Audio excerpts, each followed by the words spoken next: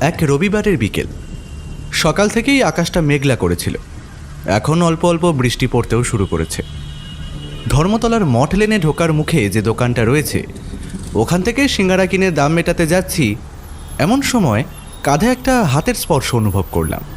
কি হে বিভূতি, এখন সিঙ্গারা কেনা হচ্ছে যে দেখি। এই কণ্ঠস্বরের অধিকারী আমার অতি পরিচিত। এ আর কেউ না, এ হলো কিশোরী। অবশ্য এ যে কিশোরী তা জানার জন্য জ্যোতিষী হওয়ার দরকার পড়ে না। আজ আগে থেকেই জানা ছিল যে এই কিশোরী আসবে। সেটা কিশোরী সকালেই বাড়িতে এসে জানিয়ে গেছিল। আমি সিঙ্গারার দামটা মিটিয়ে ঘাড় না ঘুরিয়েই বললাম, সে আর নতুন কি, সিঙ্গারা নয়তো বেগুনি নয়তো কচুরি, কিছু না কিছু তো কিনে নিয়েই যাই, হয় তুমি নয় আমি। আরে সে আর বলতে, আমিও তো দেখো না এই আসার সময় একটা পাসিং শোয়ের প্যাকেট কিনে নিয়ে এলাম। এটা না হলে তো উনি আবার গল্প বলতে পারেন না। গল্প বলতে পারেন না বলো না কিশোরী, বলো এছাড়া তিনি গল্প বলতে স্বাচ্ছন্দ্য বোধ করেন না। কিন্তু তুমি আবার কবে থেকে এসব ভাবতে শুরু করলে বলো তো দেখি? তুমি তো আবার তারানাথের কোনো গল্প বিশ্বাসই করো না, গাঁজাখুরি বলে উড়িয়ে দাও। বিশ্বাস করা এক ব্যাপার, আর গল্প শোনাটা আর এক ব্যাপার। আর হ্যাঁ, এটা ঠিক যে আমার মনে হয় তারানাথ যে গল্পগুলো বলে সেগুলো সবই শুধু গালগপ্প। তার মধ্যে সত্য ঘটনার বিন্দু মাত্র অস্তিত্ব নেই। কিন্তু কি বলতো, যখন শুনি তখন এত রোমাঞ্চকর লাগে যে তা না শুনেও থাকতে পারি না। তাই তো অফিস ছুটি হলেই এখানে আসার জন্য মনটা উস্কুস উস্কুস করে। কিশোরী একটানা কথাগুলো বলে থামল। কথা বলতে বলতেই আমরা দুজন এসে দাঁড়ালাম তারানাথের বাড়ির সামনে। কড়া নাড়তে যাব এমন সময় দেখি তিনি স্বয়ং দরজা খুলে দিলেন। এসো কিশোরী, এসো বিভূতি। আমার মন বলছিল আজকে আসবে তোমরা, তাই জানলার সামনেই দাঁড়িয়েছিলাম। তোমাদের দেখতে পেয়ে নিচে নেমে এসে দরজা খুলে দিলাম। শুনে আমি বেশ অবাক হলাম। তারানাথ জানলার সামনে দাঁড়িয়েছিল? কই, আমি তো দেখতে পাইনি। আসার সময় তো তাকালাম দুবার উপরের জানলার দিকে, কই একবারও তো দেখলাম না। কি জানি বাবা, কথা বলতে বলতে আসছিলাম বলে হয়তো খেয়ালই করিনি। সে যাই হোক, তারানাথের হাতে সিঙ্গারার প্যাকেটটা দিয়ে বললাম, এই নিন ঠাকুরমশাই, সিঙ্গারাগুলো কিন্তু বেশ গরম রয়েছে। তোমাদের কতবার বলেছি এইসব আনার দরকার নেই, তোমরা আসো, আমি তাতেই খুশি। কিন্তু তোমরা তো আর শুনবে না। এই বলে আমার হাত থেকে প্যাকেটটা নিয়ে চারিকে ডাক দিল। কই রে চারিমা, একবার এদিকে আয় দেখি। তারানাথের ডাকে চারি এসে ঠোঙাটা নিয়ে চলে গেল। আজ বেশ কিছুদিন পরে এলে তোমরা। তারানাথ বলল। কথাটা শুনে আমার মনে হলো কেমন যেন একটা অভিমানের সুর মিশে রয়েছে। তোমরা মাঝে মাঝে আসো, আমার কাছে গল্প শুনতে চাও। আমিও সেই সুযোগে পুরনো দিনের অভিজ্ঞতার কথা বলি তোমাদের। আমার বেশ ভালোই লাগে। আসলে কি জানো, এতদিন ধরে আসছো, আমার কেমন যেন অভ্যাস হয়ে গিয়েছে। তোমরা না এলে আর তোমাদের গল্প শোনাতে না পারলে আজকাল কেমন যেন অসম্পূর্ণ লাগে। মনে হয় কে যেন এলো না, কি যেন একটা হলো না। একটু থেমে তারানাথ আবার বলল, এই যে এলে, দেখা হলো, খুব ভালো লাগছে। আসলে কি জানো, একদিন এমন ছিল আমার এই বাড়িতে অগুন্তি মানুষের আনাগোনা ছিল। কেউ আসতো হাত দেখাতে, কেউ আসতো কোষ্ঠী বিচার করতে, আরও অন্যান্য সব সমস্যা নিয়ে কত মানুষ আসতো। তার কিছু কিছু তো তোমাদের বলেছি, তবুও এখনো অনেক কথা বলা বাকি। আজকাল আর তেমন কেউ আসে না খুব একটা। যে ঘরে লোকজনের আনাগোনা লেগেই থাকতো, সেই ঘর এখন মানুষের আসার অপেক্ষায় থাকে। এই যে তোমরা এলে, তবু একটু কথা বলার মানুষ পেলুম, এই আর কি। এমন সময় চারি এসে ঢুকলো ঘরে। তার এক হাতে একটা প্লেটের ওপর 3 কাপ ধোয়া ওঠা গরম গরম লাল চা, আর অন্য হাতে আরেকটা প্লেটের ওপর আমাদের 3 জনের জন্য সিঙ্গারা। প্লেট দুটো নামিয়ে রেখে চারি চলে গেল ভিতরে। এই যে আমরা কিন্তু বেশ কিছুদিন পরে এলাম, তার জন্য ক্ষতিপূরণ আনতে কিন্তু ভুলিনি ঠাকুরমশাই আমরা। অবশ্য এসব হলো গল্প শোনার ভেট মাত্র। কিশোরী বলল পকেট থেকে সিগারেটের প্যাকেটটা বার করতে। তারানাথের হাতে প্যাকেটটা দিয়ে একবার আমার দিকে সে তাকালো। বুঝলাম হঠাৎই ভারী হয়ে যাওয়া পরিবেশ হালকা করার চেষ্টা কিশোরী করছে। তারানাথ সিগারেটের প্যাকেটটা হাতে পেয়ে একটু খুশিই হলো। বলল, এটা এনেছো, ভালোই করেছো। আজকাল তো আর সিগারেটের প্যাকেট নিজে কিনি না, মনে হয় শুধু শুধু অপচয় করছি। এর থেকে ওই টাকায় কিছু খাবার কিনলে ভালো হতো। আসলে কি জানো, নিজের জন্য অত ভাবি না, কিন্তু মেয়েটা আছে যে চারি বড্ড ভালোবাসে আমায়। সত্যি, ও যে আমার নিজের মেয়ে নয়, না বলে দিলে কেউ বুঝতেই পারবে না। তারানাথ আরও কিছু বলতে যাচ্ছিল, কিন্তু চারির পায়ের আওয়াজ পেয়ে চুপ করে গেল। আগেই চা আর সিঙ্গারা দিয়ে গেলেও এখন আরেকবার এসে চারি আমাদের তিনজনের জন্য 3 বাটি মুড়ি মাখা দিয়ে গেল। ঠাকুরমশাই, সিগারেটটা এখন থাক বরং, আগে এই গরম গরম চা আর সিঙ্গারা সদ্ব্যবহার করে নিন, কি বলেন? হ্যাঁ, তা ভালোই বলেছ, কিন্তু তোমরা এতদিন বাদে এলে, কোনো অনুষ্ঠান বাড়ি ছিল নাকি? কলকাতার বাইরে ছিলে? তারানাথ বলল আমার দিকে তাকিয়ে। আমি একবারও তারানাথকে আমার নিমন্ত্রণ বাড়ি যাওয়ার কথা বলিনি, আমার ধারণা কিশোরীও বলেনি। তবুও তার মুখে এরকম কথা শুনে আমি এতটুকু চমকে গেলাম না। তারানাথকে এইরকম ছোটোখাটো চমৎকার করতে আমি এর আগেও দেখেছি। বললাম, হ্যাঁ ঠাকুরমশাই, ওই অফিসেরই একজন কলিগের মেয়ের বিয়ে ছিল। বারবার বিয়ে ঠিক হয়েও কোনো না কোনো কারণে ভেঙে যাচ্ছিল। তার পরিবারের সকলেই এই নিয়ে যথেষ্ট উৎকণ্ঠিতও ছিল। তাই এইবার যখন হঠাৎ করে বিয়ের সম্বন্ধটা এলো, কেউ আর দেরি করতে চাইল না। আমরা মানে অফিসের লোকেরাও হাত লাগিয়েছিলাম। সবাই মিলে খোঁজ খবর নেওয়া, বিয়ের ব্যবস্থা করা, কেনাকাটা করা, এই সব কিছু মিলিয়ে একটু ব্যস্তই ছিলাম বলতে পারেন। তাই আর কি আর আশা হয়নি। তারপর পরশুদিন সেই মেয়ের বধূবরণ অনুষ্ঠানে কনেযাত্রীও তো গিয়েছিলাম, তবে এখন একদম ওই ঝাড়া হাত পা বলতে পারেন। আমার কথা শুনে তারানাথ তার চায়ের কাপে শেষ চুমুকটা দিয়ে শুধু একটা বলল। আর আমি কেন আসিনি তা কি আপনি বলতে পারেন ঠাকুরমশাই? কিশোরী বলল এবার, খানিকটা কৌতুক মিশিয়েই। ভাবখানা এমন যেন এই কথা বলা তারানাথের পক্ষে কিছুতেই সম্ভব নয়। তোমায় আর কি বলবো কিশোরী, অমন লোভ করে একা একা অত বড় হাঁড়িটার রাবড়ি এক রাতের মধ্যে শেষ করলে তুমি। ফল তো তোমায় হাতে নাতেই ভুগতে হবে। তারানাথ বলল অবলীলাক্রমে। তারপর কিশোরী সন্দেহের চোখে আমার দিকে তাকিয়ে আছে দেখে আবার বলল, কেউ আমায় কিছু বলেনি, কারণ সে নিজেই কিছু জানে না। কত কিছুই তো বুঝে নিতে হয় আমাকে। এর আগে গুরুদেবের কৃপায় কত বড় বড় ব্যাপার বুঝতে পেরেছি। এ তো আর তার কাছে কিছুই নয়।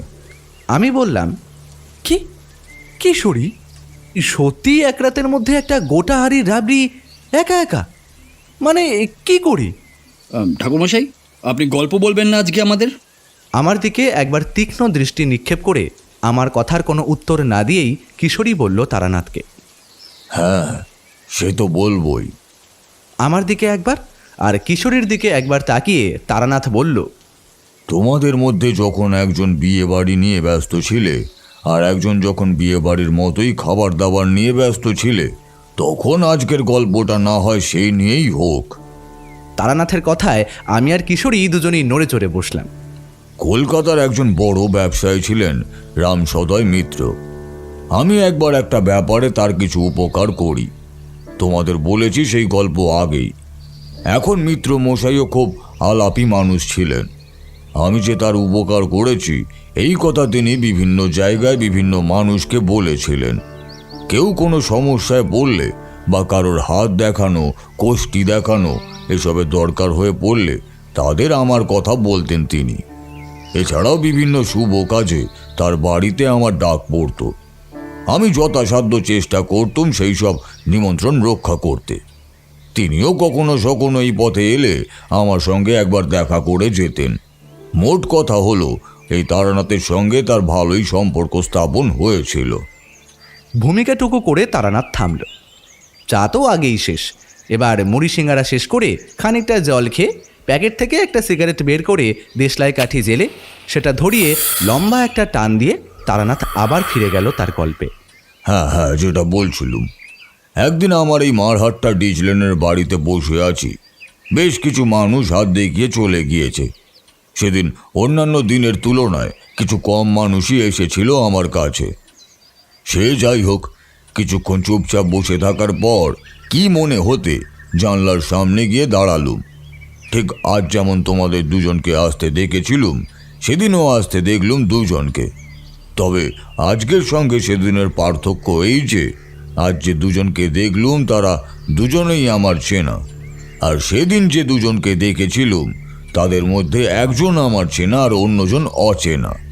সেই চেনা ব্যক্তিটি কে জানো? অন্য কেউ নয়, স্বয়ং রামসদয় মিত্র। তবে সেদিনের সঙ্গে আজকের একটা পার্থক্যও আছে। সেদিন যে দুজন এসেছিল তাদের মধ্যে একজন এসেছিল ঘোরতর সমস্যায় পড়ে, আর আজ যে দুজন এসেছে তারা এসেছে নিছকই গল্প শোনার আকর্ষণে। তারানাথ একটু থামল, একটা দীর্ঘ নিঃশ্বাস চাপার বৃথা চেষ্টা করে আবার বলতে শুরু করলো। রামসদয় বাবুর সঙ্গে যে ভদ্রলোক ছিলেন তাকে দেখে খুব সম্ভ্রান্ত বংশীয় বলে মনে হলো আমার। আমি জানলার সামনে থেকে সরে এসে দরজার কাছে এসে দাঁড়ালুম। ইতিমধ্যে রামসদয় বাবু আর সেই ভদ্রলোক এসে পড়েছেন। ঘরের ভেতরে এসে বসে রামসদয় বাবু তার সঙ্গে আসা ভদ্রলোকের সঙ্গে পরিচয় করিয়ে দিলেন আমার।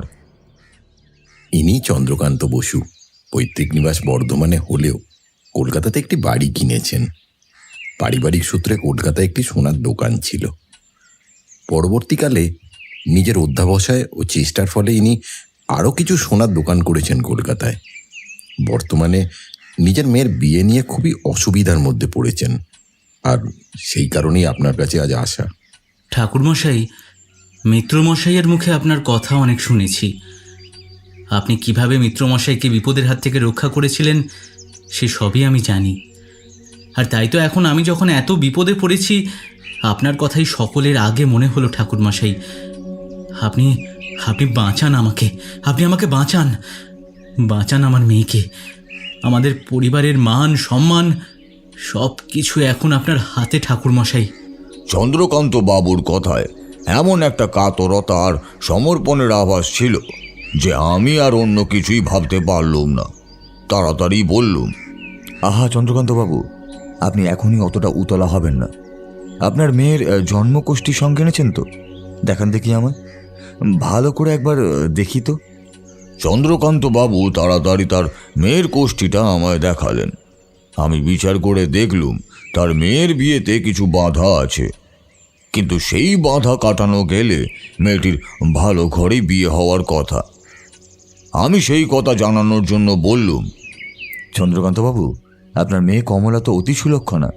নামটিও যেমন সুন্দর, ওর ভাগ্যদেবীও তো ওর প্রতি তেমনই সদয় দেখছি।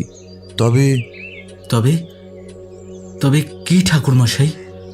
আমাকে কথা শেষ না করতে দিয়েই অস্থির হয়ে বলে উঠলেন চন্দ্রকান্ত বাবু, ওর জন্মকোষ্ঠীতে ওর বিবাহের স্থানে কিছু বাধা আছে দেখলুম। কিছু পূজা অর্চনা করলে সেই বাধা কেটে যাওয়ারই কথা। তারপর আপনি ভালো ঘরে আপনার মেয়ের বিয়ে দিতে পারবেন। আমার কথা শুনে চন্দ্রকান্ত বাবু খানিক যেন হতাশ হয়েই মাথা নাড়লেন। তারপর গভীর অথচ কম্পিত স্বরে থেমে থেমে বললেন, সে চেষ্টা কি আর আমি করিনি ঠাকুরমশাই? আপনার কাছে আসার আগে অনেক জ্যোতিষীকে দেখিয়েছি, কত পুজো আর্চা করা হয়েছে, কত তাবিজ কবচ পরিয়েছি কমলাকে, কত কিছুই যে করেছি ঠাকুরমশাই। কিন্তু কিন্তু আমার কপাল, কমলা আর কমলার মায়েরও কপাল, কিছুতেই কিছু হলো না। বিয়ে কিছুতেই হলো না। কত ভালো ভালো সম্বন্ধ এসেছিল, কিন্তু কি আর বলবো আপনাকে।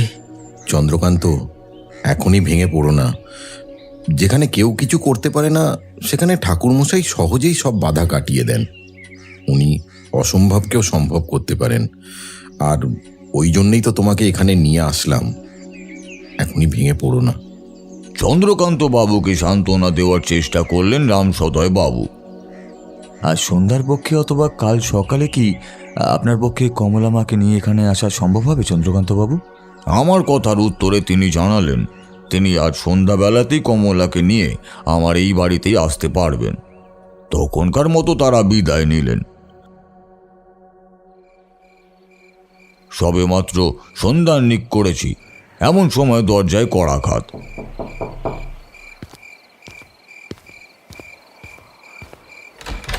দরজা খুলে দেখি চন্দ্রকান্ত বাবু আর একটি কন্যা। বুঝলুম এটি তার কন্যা কমলা। তারা ঘরে এসে বসার পর আমি মেয়েটিকে ভালো করে দেখলুম। মেয়েটির দোহারা চেহারা, গায়ের রং ফর্সা নয়, আবার কালো বলা চলে না। উজ্জ্বল শ্যামলা রং তার, মুখশ্রী বড় সুন্দর, সব মিলিয়ে মিষ্টি একটা মেয়ে। তাকে দেখেই বুঝতে পারলুম এ মেয়ে যার ঘরের গৃহিণী হয়ে যাবে, স্বয়ং মা লক্ষ্মী তার ঘরে অধিষ্ঠান করবে। অত্যন্ত সৌভাগ্যবতী হবে এই মেয়ে। কিন্তু তার আগে বেশ কিছু বাধা বিপত্তি কাটিয়ে উঠতে হবে এর শ্বশুরবাড়ির মানুষদের। তোমাদের আর নতুন করে কি বলবো, তোমরা তো জানোই আমাদের দেশের মেয়েরা বড় অভাগী। পরপর মেয়ে সন্তান জন্ম নিলে বাপের ঘরে সেই মেয়েদের উঠতে বসতে নানা কথা শুনতে হয়। বিয়ের পরেও তাদের শান্তি হয় না। শ্বশুর ঘরে কোনো কারণে যদি কোনো অমঙ্গল হয়, তবে কারণে হোক অকারণেই হোক তার সব দায় এসে বর্তায় বউয়ের ওপরেই, যেন তারাই মূর্তিমান অমঙ্গল অলক্ষ্মী। এই মেয়েটির ক্ষেত্রে বিয়ের আগেই সেই রকম অপবাদ জোটার সম্ভাবনা দেখলুম। সকালে চন্দ্রকান্ত বাবুর থেকে কমলা জন্মকোষ্ঠী চেয়ে নিয়ে নিজের কাছেই রেখেছিলুম। এখন সেটা আরেকবার বার করলুম। মেয়েটির কোষ্ঠী, তার হস্তরেখা, তার কপাল সব কিছু ভালো করে দেখে অবশেষে নিশ্চিন্ত হলুম। ঠাকুরমশাই, আপনার মুখে হাসি দেখলাম মনে হলো। আমার আমার মায়ের বিয়েতে কোনো বাধা নেই তো তাহলে ঠাকুরমশাই? চন্দ্রকান্ত বাবুর অধীর আগ্রহে করা প্রশ্নের উত্তরে বললুম, না, কমলা মায়ের বিয়েতে কোনো বাধা নেই দেখলুম, কিন্তু বিয়ের আগে পাত্রপক্ষ অথবা তাদের প্রতিবেশীদের কিছু দুর্ভোগ পোহাতে হতে পারে। সেটা যাতে না হয় তার চেষ্টা আমি করব। চন্দ্রকান্তবাবু, আপনি কি কোনোভাবে পাত্রপক্ষের সঙ্গে আমার সাক্ষাৎ করাতে পারেন? কোনো অজ্ঞাত কারণে আমার প্রশ্নের উত্তরে চন্দ্রকান্ত বাবু বসে চুপ করে থাকলেন। তাকে দেখে বেশ চিন্তিতই মনে হলো আমার। আমি আবার বললুম, তাদের সঙ্গে আমার দেখা করাটা কমলা মায়ের সুখী ভবিষ্যতের জন্য খুবই গুরুত্বপূর্ণ। আপনি একটু চেষ্টা করে দেখুন না, যদি দেখা করাতে পারেন। প্রথমে দ্বিধাগ্রস্ত থাকলেও অবশেষে নিজের মেয়ের কল্যাণের কথা ভেবে চন্দ্রকান্ত বাবু রাজি হলেন আমার সঙ্গে কমলার হবু স্বামীর আলাপ করিয়ে দিতে। তবে পাত্রপক্ষের অন্য কারোর সঙ্গে দেখা করানোর ব্যাপারে তিনি নিশ্চিত করে কিছু বলতে পারলেন না। কারণ হিসাবে তিনি যে কথা বললেন, আমি সেই কথা শুনে তখন খুবই অবাক হলেও পরে সবই বুঝতে পেরেছিলাম। তোমরা পুরোটা শুনলে তোমরা নিজেরাই কারণটা বুঝতে পারবে। চন্দ্রকান্ত বাবু বললেন, ঠাকুরমশাই, আপনি এত করে বলছেন যখন, তখন আমার কমলা মায়ের মুখের দিকে তাকিয়ে আর রাম সদয়ের আপনার সম্পর্কে বলা কথার উপর ভিত্তি করে আমি সিদ্ধেশ্বর বাবা জীবন অর্থাৎ আমার হবু জামাইকে বলবো যাতে সে এসে আপনার সঙ্গে দেখা করে যায়। তবে তার বাড়ির লোকের কথা বলতে পারি না। আসলে কি জানেন ঠাকুরমশাই, সিদ্ধেশ্বর বাবা জীবন আর তার পরিবার পরিজনেরা ঠিক আমাদের মতো নন। তারা ঠাকুর, দেবতা, অলৌকিকত্ব, জ্যোতিষ, কোষ্ঠী বিচার, হস্তবিচার, জটক বিচার এইসব কোনো কিছুতেই ঠিক বিশ্বাস করেন না। কিছুটা নাস্তিক বলতে পারেন। এমনকি আমার হবু জামাইয়ের জন্মকোষ্ঠীও নেই। আমি তো এই কারণেই প্রথমে কমলা আর সিদ্ধেশ্বরের জটক বিচার করতে পারিনি। পরে সিদ্ধেশ্বরের কাছ থেকেই তার জন্ম সময় জেনে আমি আমাদের কুলপুরোহিতকে দিয়ে তার জন্মকোষ্ঠী বানিয়ে জটক বিচার করাই। তবে এই যে আমি সিদ্ধেশ্বরের কোষ্ঠী বানিয়েছি আর কমলা মায়ের সঙ্গে তার জটক বিচার করিয়েছি, তার বিন্দু বিসর্গ সিদ্ধেশ্বরের পরিবার পরিজন জানে না। যদি জানে তাহলে হয়তো এই সম্বন্ধটাই ভেঙে দেবে। তাই তো আমি প্রথমটায় আপনার কথা শুনে খুব চিন্তিত হয়ে পড়েছিলাম যে কি করে তাদের আপনার কাছে আনবো। তবে এইটুকু বলতে পারি, আমাদের কথায় সিদ্ধেশ্বর যখন তার জন্ম সময় বলেছে আর আমরা তার কোষ্ঠী বানিয়ে জটক বিচার করিয়েছি শুনেও এই বিয়েতে কোনো আপত্তি করেনি, তখন হয়তো কমলার কথা ভেবেই সে আপনার কাছে আসতেও তেমন আপত্তি করবে না। একটু থেমে একটা দীর্ঘ নিঃশ্বাস ফেলে খানিকটা ইতস্তত করে খানিক মৃদু স্বরে তিনি আবার বললেন, আসলে কি জানেন ঠাকুরমশাই, আমি মেয়ের বাবা, অনেক আদর যত্নে মেয়েটাকে বড় করেছি। আমার আর ওর মায়ের স্বপ্ন মেয়েটা একটা ভালো ঘর, ভালো বর পাক। কিন্তু কিন্তু মেয়েটার সব ভালো হলেও গায়ের রংটা একটু চাপা বলে তেমন পছন্দসই ঘরে মেয়েটার বিয়ে দিতে পারছি না। আমরা আমরা কুলীন কায়স্থ, বুঝতেই পারছেন, যেমন তেমন ঘরেও তো মেয়েটাকে দিতে পারি না। এদিকে এই আসছে বৈশাখে ওর 15 বছর হবে। তার আগেই সামনের ফাল্গুনে যদি মেয়েটার বিয়ে দিয়ে দিতে পারি, তবে অনেক দিক একই সঙ্গে রক্ষা পায়। কি জানেন ঠাকুরমশাই, সমাজ বলেও তো একটা কথা আছে। চন্দ্রকান্ত বাবু চুপ করলেন। উত্তরে আমিও কোনো কথা বললুম না। ঘরের মধ্যে একটা নিস্তব্ধতা নেমে এলো। এটা সত্যি ভাবার মতোই বিষয় বটে, কিন্তু সিদ্ধেশ্বর বা তার বাড়ির লোক এই রকম চরম নাস্তিক কী কারণে তা বুঝতে পারলুম না। চন্দ্রকান্ত বাবুকে জিজ্ঞেস করে জানতে পারলুম সিদ্ধেশ্বর ডাক্তারি পাশ করে কলকাতারই মেডিকেল কলেজে রোগী দেখে। সে বিজ্ঞানের ছাত্র, বিলাতি শিক্ষায় শিক্ষিত 30 বছরের টকবকে যুবক। সে এই জ্যোতিষশাস্ত্রকে, এইসব সনাতনী ভারতীয় শিক্ষাকে তার পাশ্চাত্য শিক্ষার অহংকারে ফুৎকারে অস্বীকার করতেই পারে। তখনকার তথাকথিত যুব সমাজে এই রীতি অস্বাভাবিকও ছিল না, কিন্তু তার মা বাবা, পরিবারের অন্য সব লোকজন, তারা কি করে এইসব অস্বীকার করার কথা বলতে পারে, ঠিক সেটাই বুঝতে পারলাম না। যাই হোক, তখনকার মতো চন্দ্রকান্ত বাবুকে আর কিছু বলার ছিল না আমার। আরও 2-1টা কথাবার্তার পরে তারা চলে গেলেন। এরপর 2-3 দিন পরে দুপুরবেলা খাওয়া দাওয়া সেরে বসে আছি, এমন সময় দরজায় কড়াঘাত শুনে গিয়ে দেখি এক সুদর্শন যুবক। তার বেশভূষা দেখেই বোঝা যাচ্ছিল আর 5 জন গড়পড়তা বাঙালির থেকে সে একেবারেই আলাদা। আমি জানতুম চন্দ্রকান্ত বসুর কথা তার হবু জামাই সিদ্ধেশ্বর ফেলতে পারবে না। আমার সঙ্গে কথা বলার জন্য তাকে আসতেই হবে। এখন বুঝলুম এই ছেলে সিদ্ধেশ্বর ছাড়া আর অন্য কেউ নয়। নমস্কার, আমি কি জ্যোতিষী শ্রী তারানাথ চক্রবর্তীর বাড়িতে এসেছি? সিদ্ধেশ্বরের প্রশ্নের উত্তরে আমি বললুম, শ্রী সিদ্ধেশ্বর ঘোষ তো? হ্যাঁ, আমি তারানাথ চক্রবর্তী। আমার মুখে প্রথমে নিজের নাম শুনে প্রথমটায় সে অবাক হলেও মুহূর্তের মধ্যে সেই অবাক ভাব কাটিয়ে আবার স্বাভাবিক হয়ে গেল। ঘরের ভেতরে এসে বসার পর একটু হেসে সপ্রতিভ ভঙ্গিতে বলল, কমলার বাবা আমাকে বলেছিলেন আপনার কথা। আপনিও বোধহয় আমার আসার অপেক্ষাতেই ছিলেন, তাই প্রথম দেখাতেই এত সহজে চিনে ফেললেন। ছেলেটির কথাবার্তায় একটা সহজ ব্যাপার ছিল। তার কথা শুনে মনে হয় না সে ঠাকুর দেবতা, জ্যোতিষ চর্চা এসবে বিশ্বাস করে।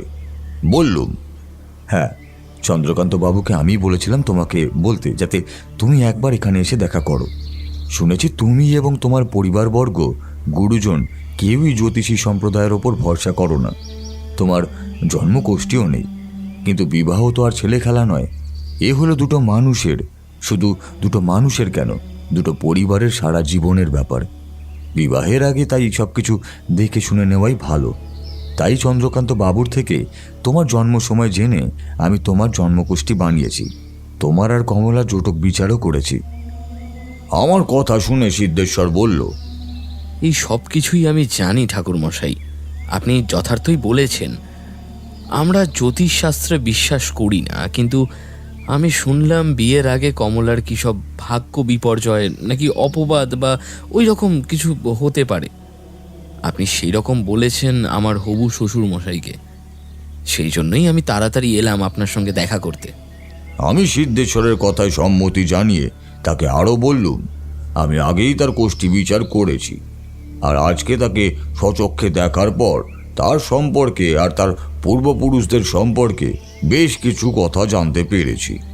শোনো সিদ্ধেশ্বর, আমার মনে হয়েছে এই কয়েকদিনে কমলা মায়ের প্রতি তোমার একটা স্নেহই বলো বা মায়াই বলো, একটা কোমল অনুভূতি তৈরি হয়েছে। সেই জন্যই তোমাকে এইসব কথা বলা। আমি তোমার পূর্বপুরুষদের কথা, তোমার জন্মছক আর তারপর তোমায় দেখে জানতে পেরেছি তাদের কারোরই মৃত্যু স্বাভাবিক ছিল না। তারা কেউই তাদের সন্তানকে দেখে যেতে পারেননি। তোমাদের বংশের বিধিলিপি তাই।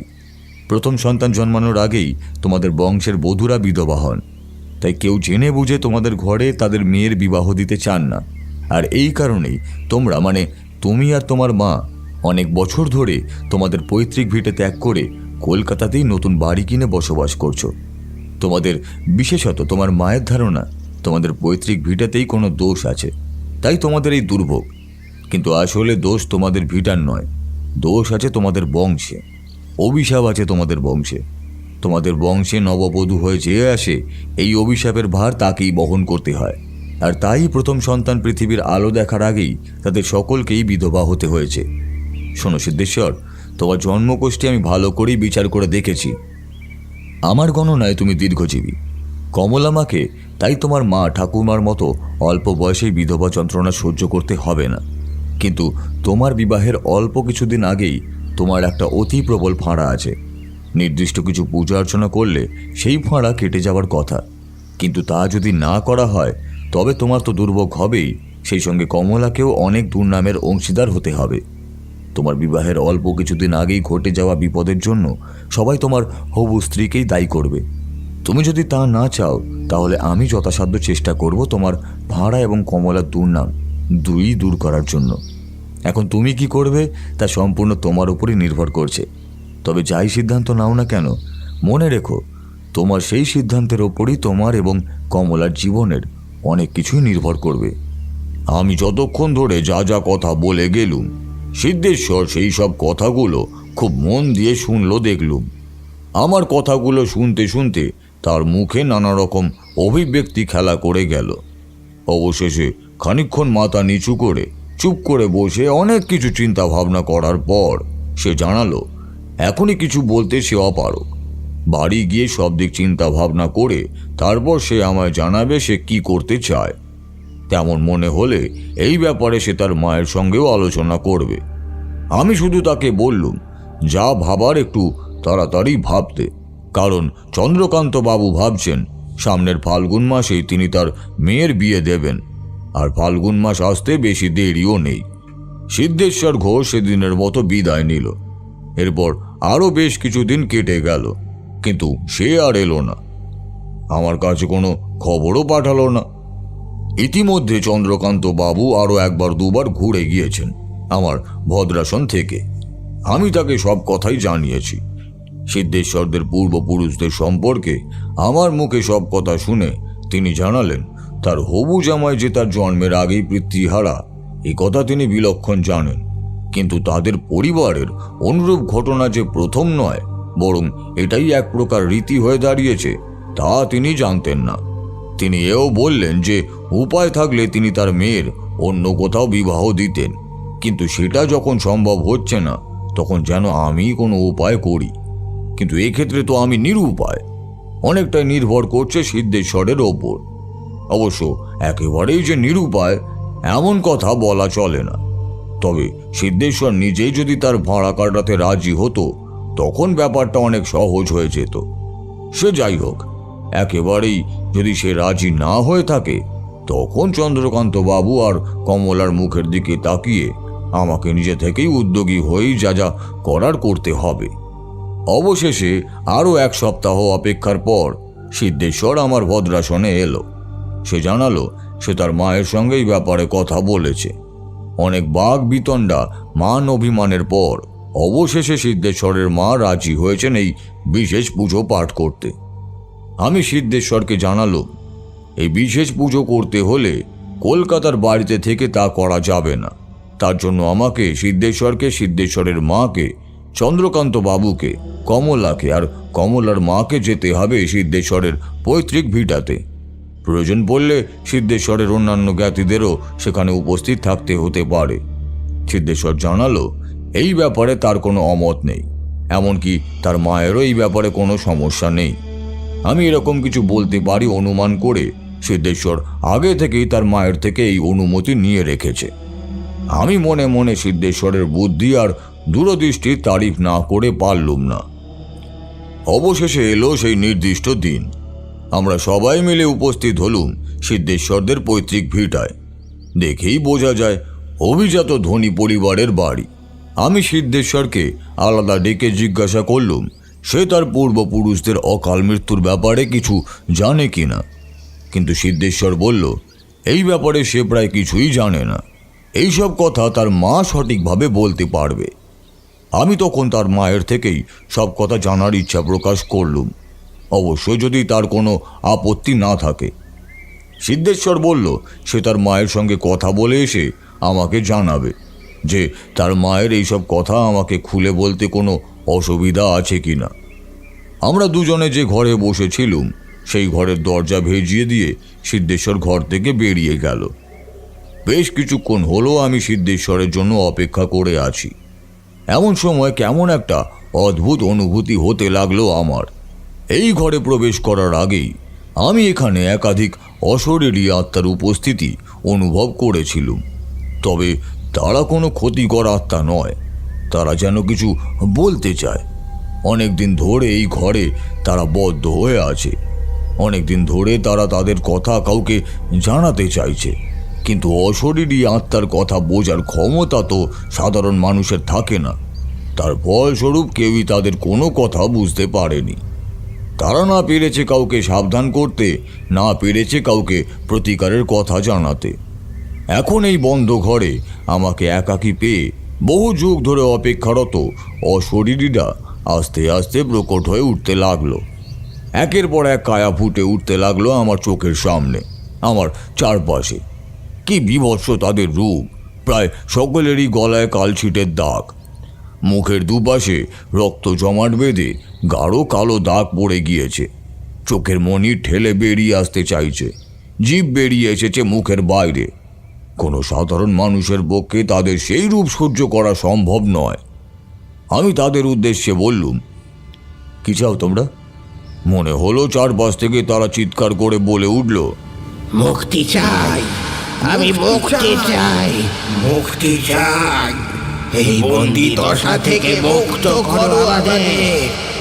প্রজন্মের পর জন্ম ধরে এই বংশের সব বিবাহিত পুরুষ একইভাবে অবঘাতে মৃত্যুবরণ করে চলেছে।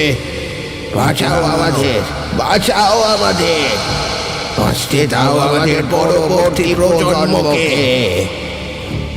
আরও কত কথা প্রতিধ্বনিত হতে থাকলো সারা ঘর জুড়ে। এমন সময় দরজা খোলার আওয়াজ শুনতে পেলুম। মুহূর্তে সেই সব ছায়া মূর্তি অদৃশ্য হয়ে গেল, সব কিছু শান্ত হয়ে গেল। সিদ্ধেশ্বর আর তার মা প্রবেশ করলো ঘরে।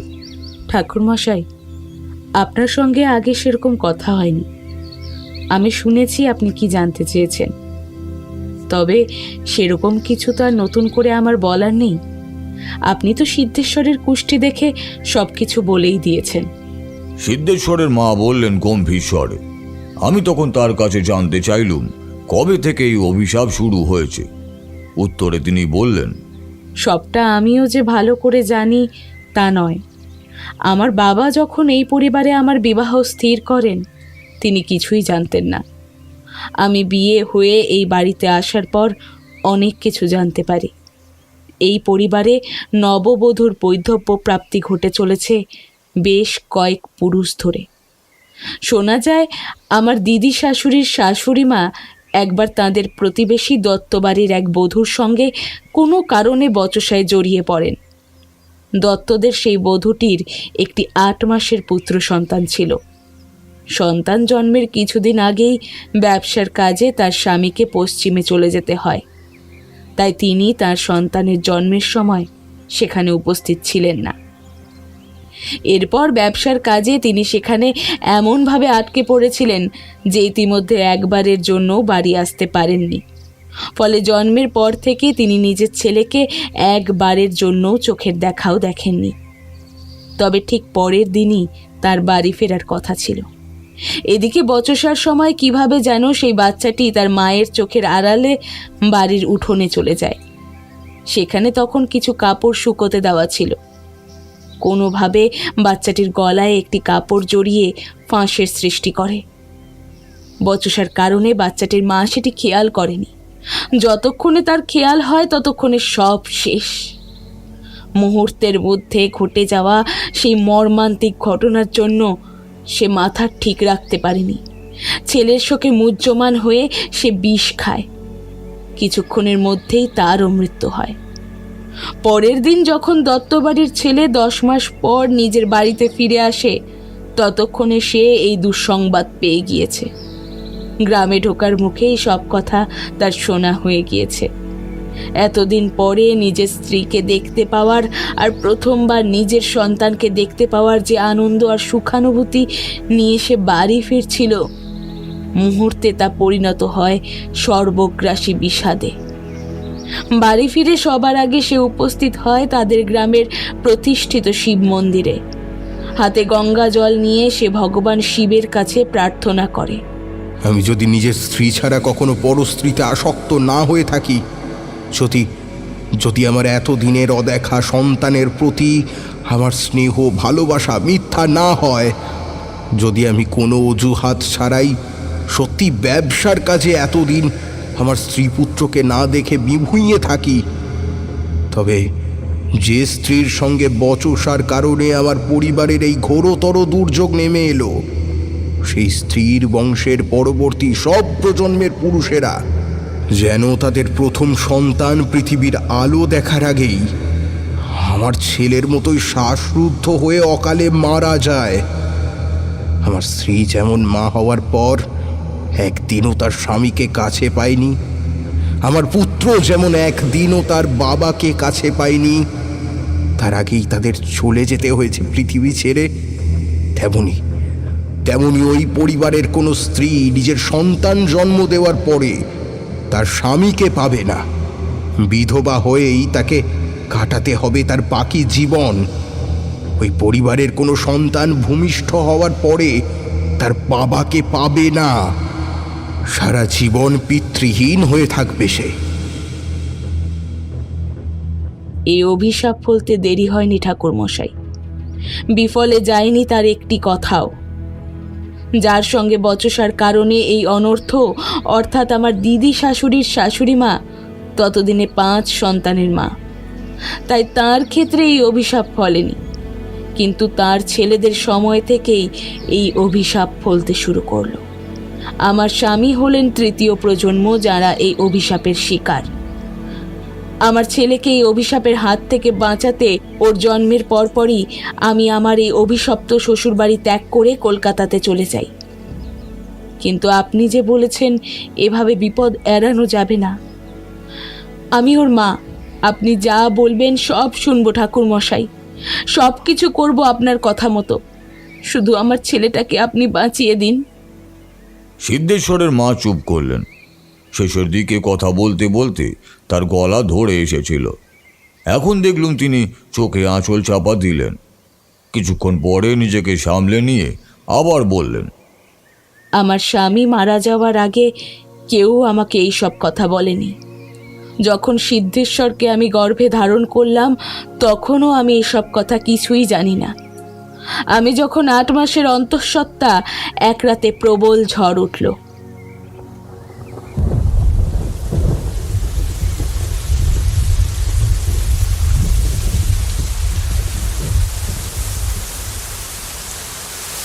সেই সময়ে আমি আর আমার স্বামী দুটো আলাদা ঘরে ছিলাম।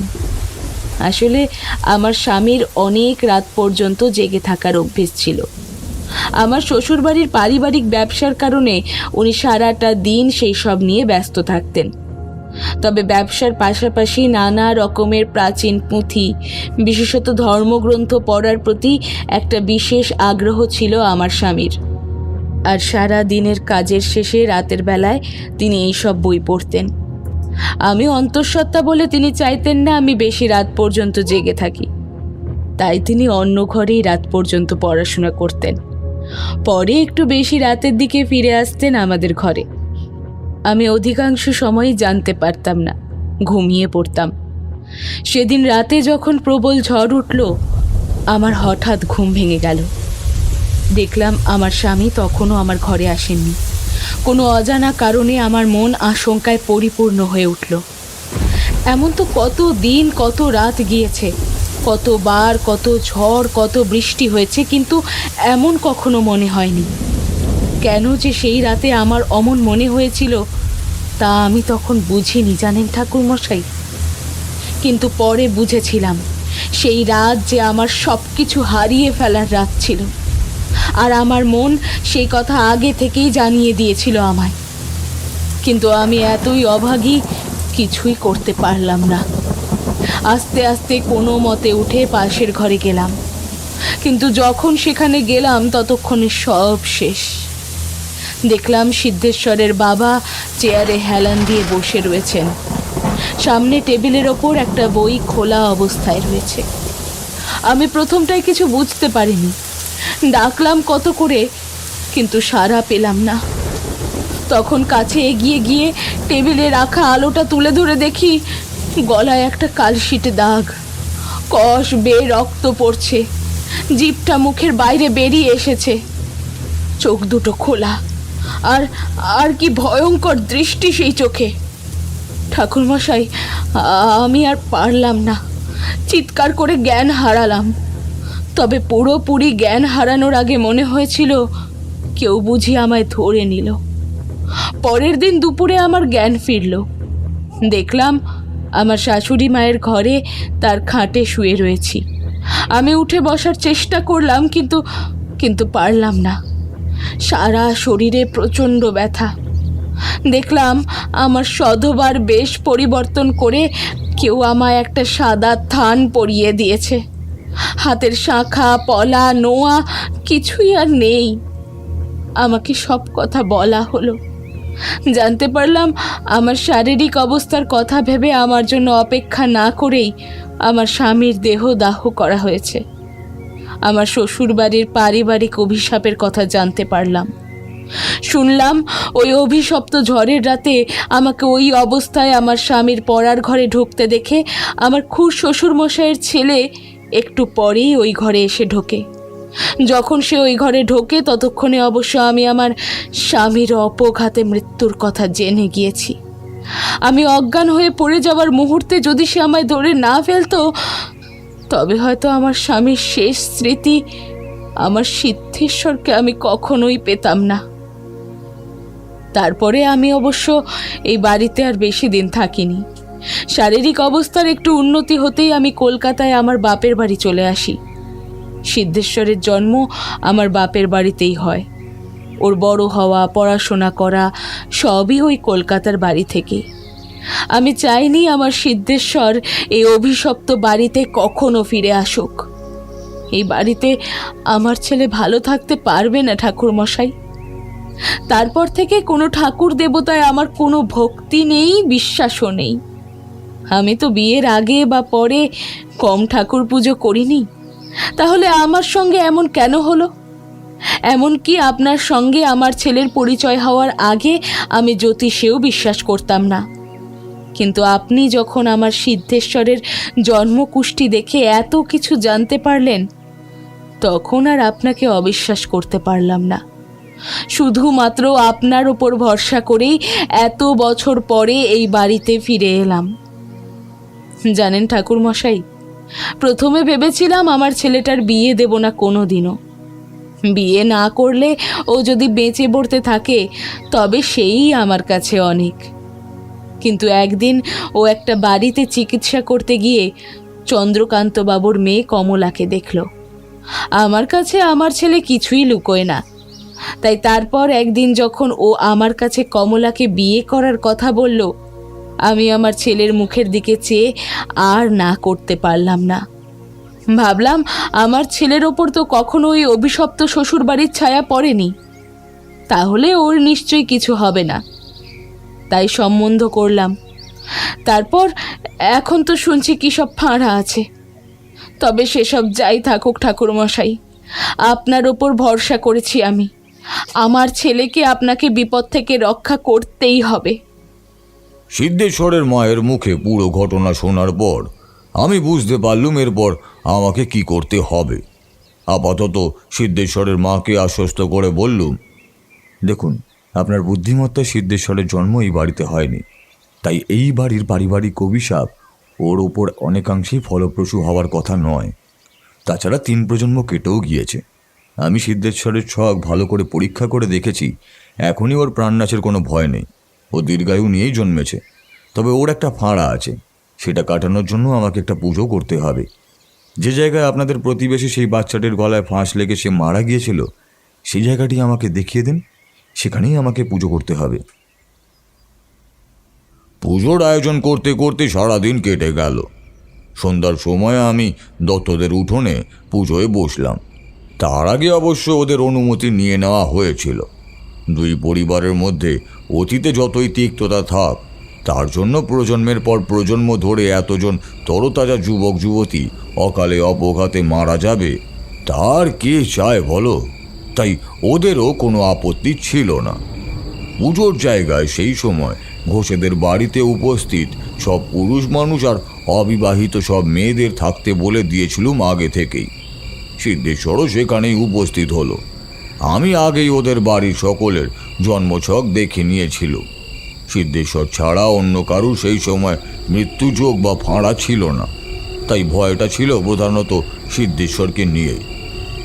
আমি একটা গণ্ডি কেটে সিদ্ধেশ্বরকে তার ভেতরে বসিয়ে বাইরে থেকে মন্ত্রপুত জল ছড়িয়ে দিলুম গণ্ডির চারপাশে। এরপর আর কোনো অপশক্তির ক্ষমতা হবে না যে সে ওই গণ্ডির ভেতরে ঢুকে সিদ্ধেশ্বরের কোনো ক্ষতি করে। সিদ্ধেশ্বরকে বললুম সে যেন কোনো অবস্থাতেই ওই গণ্ডির বাইরে না বের হয়। সিদ্ধেশ্বর কলকাতায় থেকে লেখাপড়া শিখেছে, সে একজন ডাক্তার। প্রথমটায় আমার কথা শুনে সে কিছুতেই রাজি হলো না। তারপর তার মা যখন তাকে অনেক করে বোঝালো, তখন সে অবশেষে রাজি হলো। পুজো শুরু হলো। প্রথম দিকে সব কিছুই ঠিকই ছিল, কোথাও কোনো অশুভ কিছু বা অস্বাভাবিক কিছু ঘটল না। কিন্তু হোম শুরু হওয়ার পরই বিপত্তি বাঁধল। প্রথমে হোমের কাঠে তো আগুন ভালো করে জ্বলতেই চায় না। তারপর আগুন যাও বা ধরল, কোত্থেকে কিছু কুকুর এসে জড়ো হলো পুজোর জায়গায়। এত মানুষ রয়েছে সেখানে, হোমের আগুন জ্বলছে, সব কিছু অগ্রাহ্য করে তারা সেখানে দাঁড়িয়ে তার স্বরে চেঁচাতে লাগলো। তাদের তাড়ালেও যায় না। শেষ পর্যন্ত একটা জ্বলন্ত কাঠ নিয়ে তাদের দিকে ছুঁড়ে দিতে তারা থামলো। এরপর শুরু হলো অন্য উৎপাত। কোত্থেকে একটা বাচ্চার কান্নার আওয়াজ শুরু হলো। সেই কান্না একটানা হয়েই যেতে লাগলো। সময়ের সাথে সাথে আরো জোরে শোনা যেতে লাগলো কান্নার আওয়াজ, কিন্তু কোথা থেকে সেই আওয়াজ আসছে তা বোঝা গেল না। আমি সবাইকে বারণ করে দিলুম কেউ যেন পুজোর জায়গা ছেড়ে কোথাও না যায়। হোম হতে থাকলো, সেই সাথে কান্নার আওয়াজও শোনা যেতে লাগলো। এরপর যোগ হলো এক মহিলা কণ্ঠে খোকা খোকা বলে চিৎকার। সেই চিৎকার, কান্নার আওয়াজ সব কিছু মিলে পুজোর পরিবেশ একেবারে দুর্বিষহ করে তুলল। জোরে জোরে হাওয়া বইতে লাগলো। সেই হাওয়ায় হোমের আগুন দাউ দাউ করে জ্বলে উঠল। আগুনের লেলিহান শিখা যেন আকাশ ছুঁতে চায়। এই রকম কিছুক্ষণ চলার পর হঠাৎ সব চুপচাপ হয়ে গেল। ঠিক সেই মুহূর্তে সবাইকে অবাক করে দিয়ে সিদ্ধেশ্বরের মা একটা আর্তনাদ করে উঠল। ইনি যে সিদ্ধেশ্বরের বাবা। সবাইকে চমকে ঘুরে তাকালো সিদ্ধেশ্বরের মায়ের দিকে। তারপর তার দৃষ্টি লক্ষ্য করে তাকালো। লম্বা, রোগা, ফর্সা, সুপুরুষ এক ব্যক্তি হেঁটে আসছে অন্ধকারের মধ্যে দিয়ে। তাকে দেখতে অনেকটা সিদ্ধেশ্বরের মতোই। বাবা, আমার বাবা। সিদ্ধেশ্বরের গলা শুনে ওর দিকে তাকিয়ে দেখি ও এগিয়ে এসেছে কিছুটা, আর মাত্র দু পা এগোলে সে গণ্ডির বাইরে বেরিয়ে আসবে। আর সেখানে তার জন্য অপেক্ষা করে আছে ভয়ঙ্কর এক বিপদ। সিদ্ধেশ্বর, না, আর এক পাও এগিয়েও না। মৃত ব্যক্তি এভাবে কখনো ফিরে আসতে পারে না সিদ্ধেশ্বর। বলেই আমি তাড়াতাড়ি একটা জ্বলন্ত কাঠ ছুঁড়ে দিলাম সিদ্ধেশ্বরের পায়ের কাছে। সঙ্গে সঙ্গে থেমে গেল সে। মুহূর্তের বিহবলতা কাটিয়ে নিজের সম্বিত ফিরে পেল। গণ্ডির ভেতরে সরে গিয়ে দাঁড়ালো সিদ্ধেশ্বর। আমি আর একটা জ্বলন্ত কাঠ তুলে নিলুম হাতে। তারপর সেটা ছুঁড়ে মারলুম যেদিক থেকে সিদ্ধেশ্বরের বাবার রূপ ধারণ করা অশরীরই আসছিল, ঠিক সেই দিকেই। একটা তীব্র গগনভেদী চিৎকার করে উঠল সে। তার ভেগ খসে পড়ল। এখন আর সিদ্ধেশ্বরের মৃত বাবা নয়, অন্য একজন পুরুষের রূপ ধারণ করলো সে। তারপর গমগমে গলায় বলে উঠল, যার জন্য আমি আমার স্ত্রীকে, আমার সন্তানকে হারিয়েছি, তাদের পরিবারকে আমি ক্ষমা করিনি, আর কখনো ক্ষমা করব না। কোনোদিন এই পরিবারের কোনো স্ত্রী মা হওয়ার পর তার স্বামীকে কাছে পাবে না। কোনোদিন এই পরিবারের কোনো সন্তান তার বাবাকে পাবে না। তীব্র আক্রোশে বুঝতে লাগলো সে। আমি হোমের একটা জ্বলন্ত কাঠ তুলে নিয়ে মন্ত্র পড়ে সেটা ছুঁড়ে দিলাম তার দিকে। আবার গগন বিদারী তীব্র চিৎকার করে উঠল সেই অতৃপ্ত আত্মা, আর শরীর ধারণ করে থাকতে পারল না সে। আমার নিক্ষিপ্ত জ্বলন্ত কাঠের আঘাতে তার শরীর শূন্যে মিলিয়ে গেল। আবার শোনা গেল সেই অভিশাপের কথা।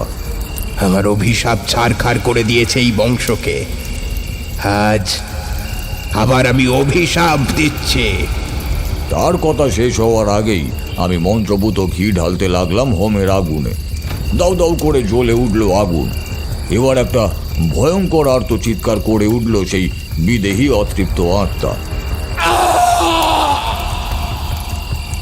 তার চিৎকারে গোটা গ্রাম সচকিত হয়ে উঠল। তারপর আস্তে আস্তে সেই আওয়াজও কমে এলো। একসময় থেমে গেল সব চিৎকার, শান্ত হয়ে গেল চারপাশ। আমার হোম সম্পূর্ণ হলো, সেই সঙ্গে নিশ্চিহ্ন হলো এতদিনের একটা অভিশাপ। তার সঙ্গে শান্তি পেল একজন দুর্ভাগা বাবার অতৃপ্ত আত্মা। এরপর আমি হোমের বিভূতি লাগিয়ে দিলুম সেখানে উপস্থিত সকলের কপালে। তারপর সকলকে সেখানেই থাকতে বলে সিদ্ধেশ্বরদের বাড়িতে গিয়ে সেই ঘরটার সামনে এসে দাঁড়ালুম, যেখানে আমি অশরীরী আত্মাদের উপস্থিতি অনুভব করেছিলুম। শুধু উপস্থিতি অনুভব করাই নয়, আমি ওদের দেখতেও পেয়েছিলুম। ওরা মুক্তি চেয়েছিল। আমি ঘরের বন্ধ দরজাটায় হোমের বিভূতি লাগিয়ে তারপর দরজাটা খুলে দিলুম। হু হু শব্দে একটা ভারী বাতাস যেন বেরিয়ে এলো ঘরের ভেতর থেকে। বাড়ির ভিতর থেকে বেরিয়ে এসে এবার আমি পুজোর জায়গাটায় এসে দাঁড়ালুম। কিছু বিভূতি নিয়ে সিদ্ধেশ্বরের মায়ের হাতে দিয়ে বাকিটা ছড়িয়ে দিলুম চারপাশে। একটা ভারী বাতাস বয়ে গেল চারপাশ দিয়ে। কে কে এ কি দেখছি আমি? তুমি তুমি বলতে বলতে সিদ্ধেশ্বরের মা হঠাৎ অজ্ঞান হয়ে পড়লেন। বাড়িরই একজন মহিলা ধরে ফেললেন তাকে। সিদ্ধেশ্বর, এবার বেরিয়ে এসো গণ্ডির বাইরে, আর কোনো বিপদ নেই। আমার কথায় সিদ্ধেশ্বর গণ্ডির বাইরে পা দিয়েই বলে উঠল, কি কে? যা দেখছি তা কি সত্যি বাবা? বলতে বলতে সিদ্ধেশ্বর কেমন হতবুদ্ধি হয়ে দাঁড়িয়ে রইল। আমি সিদ্ধেশ্বর আর ওর মাকে ওদের বাড়ির ভিতরে নিয়ে আসতে বললুম। এখানে আমার কাজ শেষ হলো। পরের দিন সকালে আমি ওখান থেকে বেরিয়ে কলকাতায় ফিরে আসি। তার আগে সিদ্ধেশ্বর, ওর মা, চন্দ্রকান্ত বাবু, কমলা সকলের সঙ্গেই আমার কথা হয়েছিল। ওদের সঙ্গে কথাবার্তার সময় ওদের বেশ কিছু কৌতূহল নিবৃত্ত করার জন্য বেশ কিছু প্রশ্নের উত্তর দিতে হয়েছিল আমায়। তোমাদেরও সেসব বলি, শোনো। আগের দিন পুজোর শেষে আমি যখন ওদের বাড়ির সেই নির্দিষ্ট ঘরের বন্ধ দরজা খুলে দিয়ে এসে আবার পুজোর জায়গায় ফিরে আসি, তখন আমি একা নই, ওরাও একটা ভারী বাতাসের উপস্থিতি অনুভব করেছিল। সিদ্ধেশ্বরের মায়ের মনে হয়েছিল তার স্বামী যেন তাকে স্পর্শ করলেন। গণ্ডির বাইরে বেরিয়ে আসার পর সিদ্ধেশ্বরেরও একই রকম অনুভূতি হয়েছিল। সে তার বাবার স্পর্শ অনুভব করেছিল, কিন্তু ওই একবারই। তার আগে বা পরে কখনোই ওদের কারোরই এরকম মনে হয়নি। শুধু সিদ্ধেশ্বর বা তার মা নয়, ওদের পরিবারের আরও কয়েকজন তাদের প্রিয়জনের স্পর্শ অনুভব করেছিল, কিন্তু এর আগে কখনো তাদের এমন অনুভূতি হয়নি। এর কারণ বলে আমার যেটা মনে হয়েছে তা হলো ওই বাড়িতে যে আত্মারা এতদিন ধরে ছিল তারা সবাই জীবিত অবস্থায় ওই বাড়ির সদস্যই ছিল। তারা কেউই অশুভ আত্মা ছিল না, তাদের কারোর প্রতিশোধ স্পৃহাও ছিল না। তাই তারা কোনোদিনও কোনো মানুষের ক্ষতি সাধন করার চেষ্টা পর্যন্তও করেনি। তাদের উপস্থিতি বুঝতে পারলে তাদের প্রিয়জনেরা ভীত হয়ে পড়তে পারে, তা জানতো বলেই এতদিন পর্যন্ত ওই বাড়ির কোনো জীবিত মানুষদের ওপর উপস্থিত অনুভব পর্যন্ত করতে দেয়নি। তবু তারা মুক্তি কেন পায়নি জানো? তারা জানতো যে অভিশাপ তাদের পরিবারের লেগেছে তার হাত থেকে শুধু যে তারাই রেহাই পায়নি তাই নয়, তাদের উত্তর পুরুষদেরও রেহাই নেই। তারা জানতো সেই ভয়ঙ্কর অভিশাপ শেষ হলেই তাদেরও মুক্তি ঘটবে। তাই আমি যেদিন সেই ঘরে একা বসেছিলুম, তারা আমার বিশেষ সাধনার ক্ষমতা অনুধাবন করতে পেরেই আমাকে দেখা দিয়েছিল, যাতে আমি আমার সাধ্য মতো তাদের মুক্তির জন্য চেষ্টা করতে পারি। যে ঘরে আমি সেদিন সিদ্ধেশ্বর আর তার মায়ের জন্য অপেক্ষা করছিলাম, সেই ঘরেই ওই অভিশাপের কারণে প্রথম অপঘাতে মৃত্যু ঘটে। আমার অনুমান সেই কারণেই পরবর্তীকালে ওই একই অভিশাপের কারণে অপঘাতে মৃত মানুষদের অতৃপ্ত আত্মা ওই ঘরেই আশ্রয় নেয়। পরে তারা মুক্তি পায়। কিভাবে মুক্তি পায় তা তো তোমরা শুনলেই। কলকাতায় ফিরে আসার পর চন্দ্রকান্ত বাবু তার মেয়ে কমলা আমার সঙ্গে এসে দেখা করেছিলেন। কিছুদিন পর সিদ্ধেশ্বর আর তার মা এসেও দেখা করেছিলেন আমার সঙ্গে। সেই বছর ফাল্গুনেই যথাসময় সিদ্ধেশ্বর আর কমলার নির্বিঘ্নে বিবাহ হয়। আমি সেখানেও নিমন্ত্রিত ছিলাম। পরে শুনেছিলাম তাদের একটি ফুটফুটে কন্যা সন্তান হয়েছে। কোনো বিপত্তি ঘটেনি। ওদের পরিবারের অভিশাপের পরিসমাপ্তি ঘটেছিল। কাহিনী শেষ করে তারানাথ একটা দীর্ঘশ্বাস ফেলল। আমি বললাম, কিন্তু কমলার কি অপবাদের কথা বলছিলেন? আর সিদ্ধেশ্বরের ফাঁড়া ছিল বললেন, সেসবের তাহলে কি হলো? তারানাথ মুচকি হেসে বলল, এই যে এত পুজো করলুম, হোম করলুম, এরপরেও সিদ্ধেশ্বরের ফাঁড়া কাটলো না বলতে চাইছো? এত পুজো আর্চা তো শুধু ওই অভিশাপ খণ্ডন আর অতৃপ্ত আত্মাদের মুক্তির জন্য করা হয়নি, সিদ্ধেশ্বরের ফাঁড়া কাটানোর জন্যও করা হয়েছিল। আর কমলা মায়ের অপবাদের কথা বলছো? তোমাদের তো বলেইছি। শুধু বলেছি কেন, তোমরা নিজেরাই তো জানো আমাদের দেশে মেয়েদের কত দুর্দশা। বিয়ে ঠিক হয়ে যাওয়ার পর, পাকা দেখা, আশীর্বাদ এইসব হয়ে যাওয়ার পর, বিয়ের কিছুদিন আগে যদি পাত্রের বড় সড়ো কোনো অসুখ করে কিংবা অন্য কোনো দুর্ঘটনা ঘটে, তার দায় নিতে হয় হবু বধূকেই। মেয়ে অপয়া, এই বিয়ে না হওয়াই ভালো। আরও কত রকমের কত কথা শুনতে হয় তখন পাত্রীকে। এতে তার মনের অবস্থা কি হয় তা অবশ্য কেউ দেখে না। সিদ্ধেশ্বরের ফাঁড়া যদি না কাটানো হতো, তখন কমলাকেও এইসব কথা শুনতে হতো। এগুলো কি অপবাদ নয়? তারানাথ থামল। আমি আর কিশোরীও এরপর কি বলবো তা বুঝতে পারলাম না। উঠে পড়লাম। আবার অন্যদিন আসবো তারানাথের গল্প শুনতে।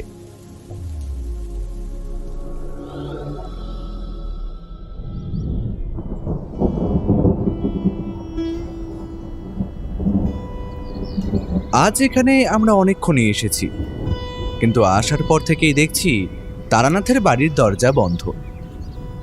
অন্যদিন হলে আমরা এখানে এসে আর অপেক্ষা করি না, সোজা ঢুকে যাই তারানাথের বাড়ির ভিতরে। আসলে অন্যান্য দিন আমাদের এই 4 বন্ধুর মধ্যে একজন বা দুজনই আসি। কোনো না কোনো কারণে একসাথে 4 জনের আসা আর হয়ে ওঠে না। কিন্তু আজকের কথা আলাদা। আজ আমরা 4 বন্ধুই একসাথে এখানে এসেছি, তাই নিজেদের মধ্যে কথাবার্তাও একটু বেশিই হচ্ছে। তবে কথা হতে হতে কখন যে সেটা খানিক ছোটোখাটো বাকবিতণ্ডায় গড়িয়ে যায় তা তো আর আগে থেকে বলা যায় না। এই যেমন একটু আগেই কিশোরী আর অশ্বিনীর মধ্যে হলো আর কি। সত্যি বলতে কি, ব্রজমোহন বাবু ওই রকম একটা ধমক না দিলে সেটা হয়তো তাড়াতাড়ি থামতও না। তারানাথ বেশ পুরনো দিনের মানুষ। তার বাড়িতে ডোরবেলের কোনো ব্যবস্থা নেই। তবে তাতে আমাদের যে খুব একটা অসুবিধার মধ্যে কখনো পড়তে হয়েছে এমনটাও নয়। আসলে এখানে যখনই এসেছি সাধারণত দেখেছি তারানাথের বাড়ির দরজা হাট করে খোলা, নয়তো ভেজানো। কাজেই আমাদের তারানাথের বাড়িতে ঢুকতে কখনো অপেক্ষা করে থাকতে হয়নি। তবে আজকের কথা আলাদা। আজ এখানে আসার পর ব্রজমোহন বাবু তারানাথের বাড়ির দরজা খোলা নেই দেখে প্রথমে ভেবেছিল দরজা বুঝি ভেজানো রয়েছে, যেমন মাঝে মধ্যেই থাকে। কিন্তু হাত দিয়ে ঠেলে দরজা খুলতে গিয়ে বুঝতে পারলো বাড়ির দরজা বন্ধ রয়েছে। বাইরে থেকে তালা দেওয়া নেই যখন, তখন ভেতর থেকেই বন্ধ। এই ব্যাপারটায় ব্রজমোহন বাবু খুব অবাক হয়ে গেল। আমিও কম অবাক হলাম না। অশ্বিনী আর কিশোরীর মুখের দিকে তাকিয়ে বুঝলাম ওরাও কম অবাক হয়নি। সে কি, আজ ঠাকুরমশাই দরজা বন্ধ করে রেখেছেন কেন? এরকম করতে তো আগে কোনোদিন দেখিনি। এই দাঁড়াও দাঁড়াও, আমি দেখছি। ঠাকুরমশাই, ও ঠাকুরমশাই, আরে দরজা খুলুন। ঠাকুরমশাই, আমি অশ্বিনী। ঠাকুরমশাই, কি হলো? দরজা খুলুন। কিন্তু তারানাথের কোনো সাড়া পাওয়া গেল না।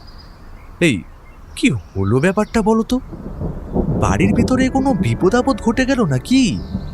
আমার কথা শেষ হওয়ার সাথে সাথেই ভিতর থেকে জানলা খোলার আওয়াজ, আর তারপরেই একটা মেয়েলি গলার আওয়াজ ভেসে এলো। বাবা এখন বাড়িতে নেই, একটু বেরিয়েছেন। ওহো, চারিমা, তুমি ভিতরে আছো যখন দরজাটা একটু খুলে দাও না, আমরা বসি। আমি ব্রজমোহন বাবু। কিরে চারিমা, দরজা খুলিসনি? আয় আয় মা, তাড়াতাড়ি আয়, দরজাটা খুলে দে তো দেখি। পিছন থেকে পরিচিত ভারী গলার আওয়াজ পেয়ে আমরা চারজনই একসাথে ঘাড় ঘুরিয়ে দেখলাম তারানাথ তান্ত্রিক দাঁড়িয়ে রয়েছে আমাদের ঠিক পিছনে। ঠাকুরমশাই, আপনি কখন? তোমরা সবাই বাড়ির দরজা কেন বন্ধ সেই নিয়েই ব্যস্ত ছিলে, তাই খেয়াল করনি আমি বাড়ির দিকেই ফিরছিলাম। অশ্বিনীকে ওর কথা শেষ করতে না দিয়েই বলে উঠল তারানাথ। সে যাই হোক, এখন এসো এসো, ভেতরে এসে একটু ঠান্ডা হও দেখি, যা গরম পড়েছে। কিরে মা, বাড়িতে বাতাসা আছে তো? শেষের কথাগুলো তারানাথ বলল চারিকে উদ্দেশ্য করে। সে এসে বাড়ির দরজা খুলে আমাদের সকলের বাড়ির ভেতরে ঢোকার অপেক্ষায় দরজার একপাশে সরে দাঁড়িয়ে রয়েছে। হ্যাঁ বাবা, আছে। আমি সকলের জন্য বাতাসা জল করে নিয়ে আসছি। তোমরা বসো, আমি আসছি। কিশোরী ততক্ষণে চারির হাতে মিষ্টির প্যাকেটটা ধরিয়ে দিয়েছে। এখানে আসার আগে আমরা সকলে মিলে তা কিনে নিয়ে এসেছি। ব্রজমোহন বাবুও চারির পেছন পেছন বাড়ির ভেতরে ঢুকে গেলেন। কিছুক্ষণ পরে ওরা দুজন যখন ফিরে এলো, তখন একজনের হাতে বাতাসার জল ভর্তি 6টা গ্লাসের ট্রে, আর একজনের হাতে মিষ্টি দিয়ে সাজানো 6টা প্লেটের ট্রে। ইতিমধ্যে তারানাথ আমার মুখে শুনে নিয়েছে তার অনুপস্থিতিতে তার বাড়ির সামনে দাঁড়িয়ে অশ্বিনী আর কিশোরীর মধ্যে হওয়া বাকবিতণ্ডার খবর। মজার ছলে এই খবর আমি বা অশ্বিনী বা কিশোরী যে তারানাথকে বলবো, তা বোধহয় ব্রজমোহন বাবু অনুমান করেই নিয়েছিলেন। ঠাকুরমশাই, শুনলেন তো এদের কাণ্ডখানা, এখন বলুন তো আপনি। আমি আর কি বলবো বলো, তোমরা তো জানোই আমি কেবল আমার পুরনো দিনের, অর্থাৎ যখন আমি রীতিমতো তন্ত্রবিদ্যার প্রয়োগ করতুম তখনকার কথাই শুধু বলতে পারি, মানে আমার অভিজ্ঞতার কথা। যাকে তোমরা কেউ কেউ অবিশ্বাস করে বলো, সেগুলো আমার অভিজ্ঞতা নয়, আসলে গল্প বলছি। তা তোমরা যদি সেরকম কিছুই শুনতে চাও তাহলে আমি বলতে পারি। ব্রজমোহন বাবুকে মাঝপথে থামিয়ে দিয়ে তারানাথ বলল। তারানাথের এই রকম প্রস্তাব শুনে অশ্বিনী, কিশোরী আর আমি নড়ে চড়ে বসলাম গল্প শোনার জন্য। আর যে আমরা অপেক্ষা করতে পারছিলাম না তা বলাই বাহুল্য। ব্রজমোহন বাবু আর চারি এরাও খাবারগুলো টেবিলের উপর রেখে আমাদের পাশেই বসে পড়ল। বুঝতেই পারছিলাম ওরাও তারানাথের মুখে গল্প শোনার জন্য অধীর আগ্রহে অপেক্ষা করছে। তা আজকে তোমাদের যখন এইসব পুকুর টুকুর নিয়ে ঝামেলা হচ্ছিল, তখন না হয় পুকুর নিয়েই একটা ঘটনা বলা যাক, কি বলো? কি ঠাকুরমশাই, শেষমেশ কিনা আপনি পুকুরে গল্প বলবেন?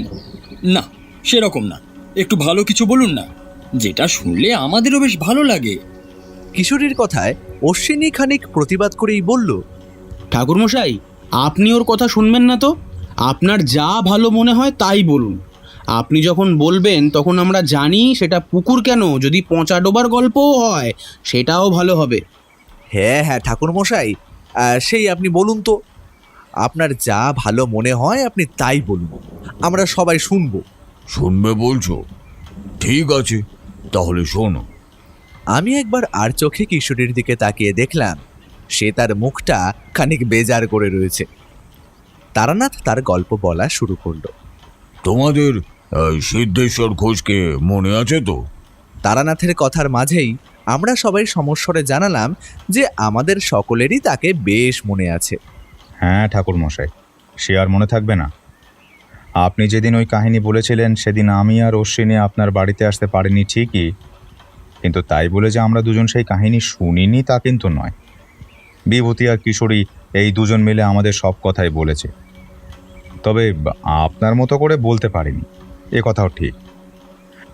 তাই তো দেখুন না, আজ কেমন সদল বলে আপনার বাড়িতে চলে এলাম, আপনার মুখ থেকে আপনার অভিজ্ঞতার কথা শুনবো বলে। ব্রজমোহন বাবুর কথায় আমি আর কিশোরী মুখ চাওয়াচাই করলাম, খানিক হেসেও ফেললাম মুখ টিপে। এ কথা আমাদের কারোরই বুঝতে বাকি রইল না যে ব্রজমোহন বাবু এসবই বলছেন তারানাথকে খুশি করার জন্য, যাতে সে আর কোনো রকমের অসন্তোষ মনের মধ্যে জমিয়ে না রাখে।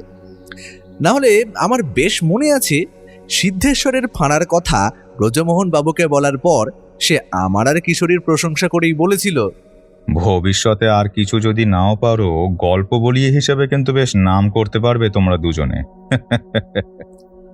সে যাই হোক, ব্রজমোহন বাবুর কথায় তারানাথ যে বেশ খুশি হয়েছে তা তার মুখ দেখেই বোঝা গেল। বাহ বাহ, বেশ বেশ। এই যে তোমরা আমার অভিজ্ঞতার কথা মনে রেখেছো, শুধু তাই নয়, সে কথা আবার অন্যদেরও বলছো, আবার তারাও মনে রেখেছে। এই বুড়ো বয়সে পৌঁছে সেই তো আমার পরম পাওয়া হে। জানো বিভূতি, জানো ব্রজমোহন, তোমাদেরকে আর কি বা বলবো। এমন একদিন ছিল যখন আমার এই বাড়িতে লোকজনের লাইন লেগে যেত। তখনকার দিনকালই ছিল আলাদা। আর আজ তো লোকজন আসেই না প্রায়। এই তোমরাই আসো মাঝে মাঝে, কিশোরী, অশ্বিনী, বিভূতি আর তুমি। তোমরা আসো বলেই পুরনো দিনের কথা বলে মনটাকে একটু হালকা করি। চারি আছে, ও প্রাণপণে আমার খেয়াল রাখে, না হলে আমি বরাবরের বাউন্ডুলে মানুষ। এতদিনে কোথায় না কোথায় চলে যেতুম, তার কোনো ঠিক নেই। তারানাথ একটু থামল। আমার মনটা একটু খারাপ হয়ে গেল। ঘরের ভেতরের ভারী আবহাওয়া হালকা করার জন্য আমি কথা ঘোরালাম, ঠাকুর মশাই শুনুন না, আরে ওসব কথা এখন থাক। এই যে আমরা আপনার জন্য সন্দেশ কিনে আনলাম, আরে সেগুলোর তো সদ্গতি করতে হবে নাকি? আর আপনার অভিজ্ঞতা, সেগুলোর কথাও বলুন আমাদের। এইভাবে কতক্ষণ আর শুকনো মুখে বসে থাকবো বলুন তো? আমার কথায় যেন তারানাথের সম্বিত ফিরে এল। সে তাড়াতাড়ি একটা প্লেট থেকে একটা সন্দেশ তুলে নিয়ে বলল, হ্যাঁ হ্যাঁ, অবশ্যই, তোমরাও নাও। কই রে চারিমা, সবাইকে প্লেটগুলো একটু এগিয়ে দে হাতে হাতে। তারপর একটু থেমে তারানাথ বলতে শুরু করলো, হ্যাঁ হ্যাঁ, যা বলছিলুম, সিদ্ধেশ্বরের কথা তো তোমাদের মনে আছে বললে। সে ছিল কলকাতারই মেডিকেল কলেজের ডাক্তার। প্রথম দিকটা নাস্তিক থাকলেও পরে বিপদে পড়ে আর আমার সংস্পর্শে এসে জ্যোতিষে বিশ্বাস করতে শুরু করে। তবে তার স্ত্রী কমলা বরাবরই ঠাকুর, দেবতা, জ্যোতিষ এসবে বিশ্বাস করত। কমলার সঙ্গে সিদ্ধেশ্বরের বিয়ের সময় সিদ্ধেশ্বরের দিক থেকে কিছু পুরনো অভিশাপ ঘটিত বাধা ছিল, সেগুলো আমি পুজো আর্চা, যজ্ঞ ইত্যাদি করে কাটিয়ে দিয়েছিলুম। সে কথা তো তোমাদের আগেই বলেছি। সেই তখন থেকেই সিদ্ধেশ্বর আর তার স্ত্রী কমলা, এই দুজনের সঙ্গেই আমার পরিচয়। ওরা দুজনেই আমার বেশ কাছের মানুষ ছিল। আমিও কয়েকবার ওদের বাড়িতে গিয়েছি, আর ওরা দুজনেই আমার এই বাড়িতে এসেছে। সুতরাং বুঝতেই পারছো ওদের সঙ্গে আমার ভালোই হৃদ্যতা ছিল। একদিন দুপুরে আজকের মতোই বসে আছি বাইরের ঘরে। বেশ কিছু লোকজনও এসেছে। তারা একে একে তাদের সমস্যার কথা বলছে। আমিও যথাসম্ভব বিধান দিচ্ছি। এমন সময় বাড়ির বাইরে একটা গাড়ি এসে থামার আওয়াজ পেলুম। তার প্রায় সাথে সাথেই দেখি কমলা এসে ঢুকলো। এইভাবে আমার বাড়িতে তার আসা নতুন কিছু নয়, কিন্তু সেদিন যেন তার চেহারায়, তার ভঙ্গিমায় আর তার পদক্ষেপে এমন কিছু ছিল যা আমাকে বেশ উদ্বিগ্ন করে তুলল। কমলা আমার ঘরের ভেতর এলো, কিন্তু অন্যান্য দিনের মতো আমার কুশল জিজ্ঞাসা করলো না, একবারও বলল না ঠাকুরমশাই কেমন আছেন, বা এটাও বলল না যে এখানে তো অনেক মানুষের ভিড়, আপনি ব্যস্ত হবেন না, আমি ভেতরের ঘরে বসছি।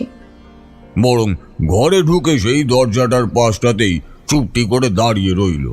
এদিকে তার এভাবে চুপ করে দাঁড়িয়ে থাকায় আমার ঘরে সেই সময় যেসব লোকেরা ছিল তারা সবাই শশব্যস্ত হয়ে বলল কমলাকে একটু বসার মতো জায়গা দেওয়ার জন্য। কিন্তু দেখতেই তো পাচ্ছ আমার এই ঘরটি তেমন বড় নয়। তাই সদিচ্ছা থাকলেও একজন ভদ্র মহিলার বসার মতো জায়গা তারা করে উঠতে পারল না। আসলে আমার ঘরে তখন যারা ছিল তারা সকলেই ছিল পুরুষ মানুষ, আর তখনকার দিনে অপরিচিতা কোনো নারী অপরিচিত পুরুষের খুব কাছাকাছি বসতে বেশ কুণ্ঠাবোধ করত।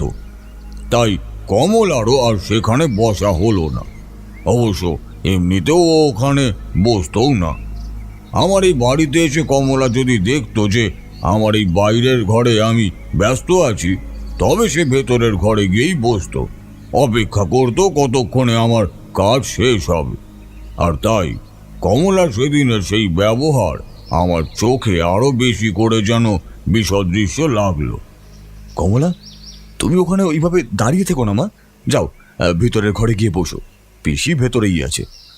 আমার কথায় একবার আমার দিকে তাকালো কমলা, তারপর কোনো মতে বলল, না ঠাকুরমশাই, আমি এখানেই ভালো আছি। তার গলার স্বরে আমি চমকে উঠলুম। গলাটা কেমন ধরা ধরা শোনালো না? নাকি আমার মনের ভুল? মনের ভুল যে নয় তা অবশ্য তখনই বুঝতে পারলুম। আমার ঘরে তখন অন্যান্য যারা বসেছিল তারাও কমলার কথা শুনে তার দিকে তাকালো। ঠাকুর মশাই, আমি তো পাশেই থাকি, আমি না হয় পরই আসবো। আপনি ততক্ষণ মা জননীর সঙ্গে কথা সেরে নিন। এই বলে নিতাই উঠে চলে গেল। তারপরেই, হ্যাঁ ঠাকুর মশাই, আমার দরকারটা এতটা গুরুত্ব নয়, আমিও বরং পরে আসবো, এখন কিছু কাজ আছে সেগুলো সেরে নি বলে মতিলালও চলে গেল। ওদের দেখা দেখি আরো দুজন উঠে চলে গেল। এরা সকলেই অবশ্য আমার বাড়ির কাছে পিঠেই থাকে। পরে আসতে এদের সত্যি অসুবিধা হওয়ার কথা নয়। তবুও তারা যে কমলার গলার স্বর শুনেই তাকে আগে আমার সঙ্গে কথা বলার সুযোগ করে দেওয়ার জন্যই আপাতত হয়তো চলে গেল। সে কথা তারা কেউ মুখে না বললেও আমি বেশ বুঝতে পারলুম। শুধু আমি কেন, তখনও সেখানে আরো দু একজন লোক ছিল, তারাও বুঝতে পারল। আর আমার ধারণা কমলা নিজেও সে কথা বুঝতে পারল।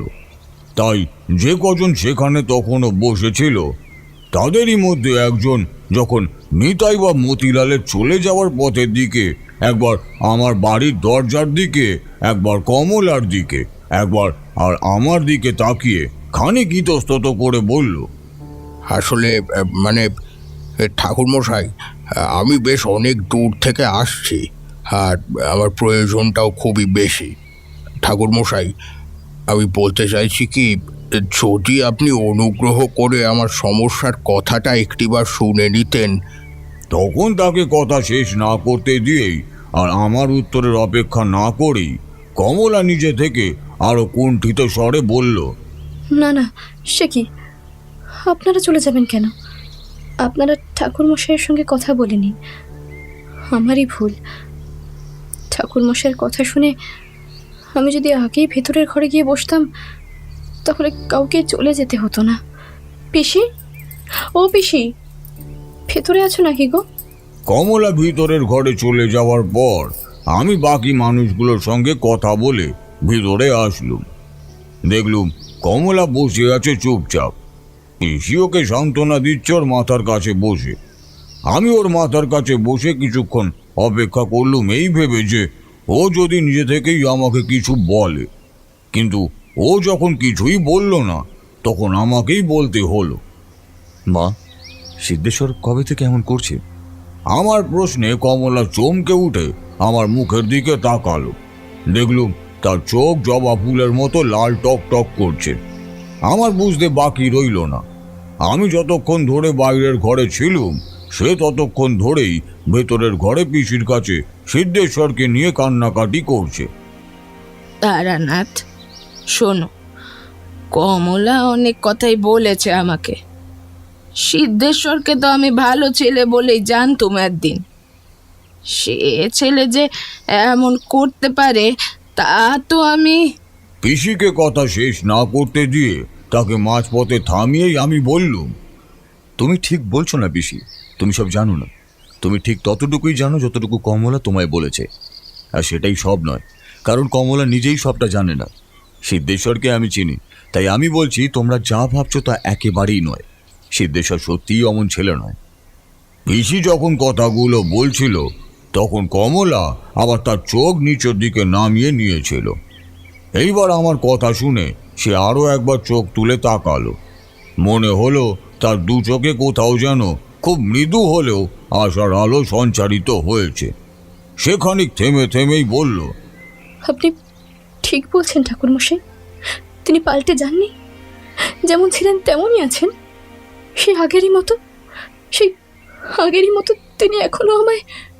কান্নায় তার গলা বুঝে এলো। সে আর কথা বলতে পারল না। আমিও আর কথা বাড়ালুম না। সেদিনকার মতো পিসির ওপর কমলার দেখাশোনার ভার দিয়ে আমি সিদ্ধেশ্বরের কলকাতার বাড়িতে লোক পাঠালুম। কিন্তু আমার পাঠানো লোক এসে জানালো তাদের কলকাতার বাড়ি আপাতত তালা বন্ধ, সেখানে কাউকেই পাওয়া যায়নি। এইবার সিদ্ধেশ্বর যেখানে ডাক্তারি করতে রোজ যায়, অর্থাৎ মেডিকেল কলেজেও লোক পাঠালুম সিদ্ধেশ্বরের খবর নেওয়ার জন্য। কিন্তু সেখান থেকেও যখন খবর এলো যে সিদ্ধেশ্বর আজ সেখানে যায়নি, তখন মনের মধ্যে কুরাগ ডেকে উঠল। কাজে যাবে না এমন ছেলে তো সে নয়। তবু একটা জায়গা এখনো আছে যেখানে সিদ্ধেশ্বর গেলেও যেতে পারে, কিন্তু সেই জায়গার খবর তো এত তাড়াতাড়ি পাওয়া যাবে না। আমি কমলাকে জিজ্ঞেস করলুম সিদ্ধেশ্বর কোথায় গিয়েছে, সেটা সে জানে কি না। কিন্তু আমার কথায় অবাক হয়ে কমলা জানালো সিদ্ধেশ্বরের তো মেডিকেল কলেজেই যাওয়ার কথা। অন্তত সেই রকম বলেই সে আজ সকালে কলকাতার বাড়ি থেকে বেরিয়েছে। আর সে বেরোনোর পরপরই কমলাও বাড়ি থেকে বেরিয়ে আমার এখানে এসেছে। তার শাশুড়ি মা 1 মাসের জন্য তীর্থ ভ্রমণে গিয়েছেন, তাই ফাঁকা বাড়ি তালা বন্ধ করে কমলা এখানে চলে এসেছে। এইবার আমি বুঝতে পারলুম কেন আমার পাঠানো লোক সিদ্ধেশ্বরের কলকাতার বাড়ি গিয়ে বাড়ি তালা বন্ধ দেখেছে, কিন্তু সিদ্ধেশ্বরের কোনো খবর পাওয়া গেল না। এ তো ভালো কথা নয়।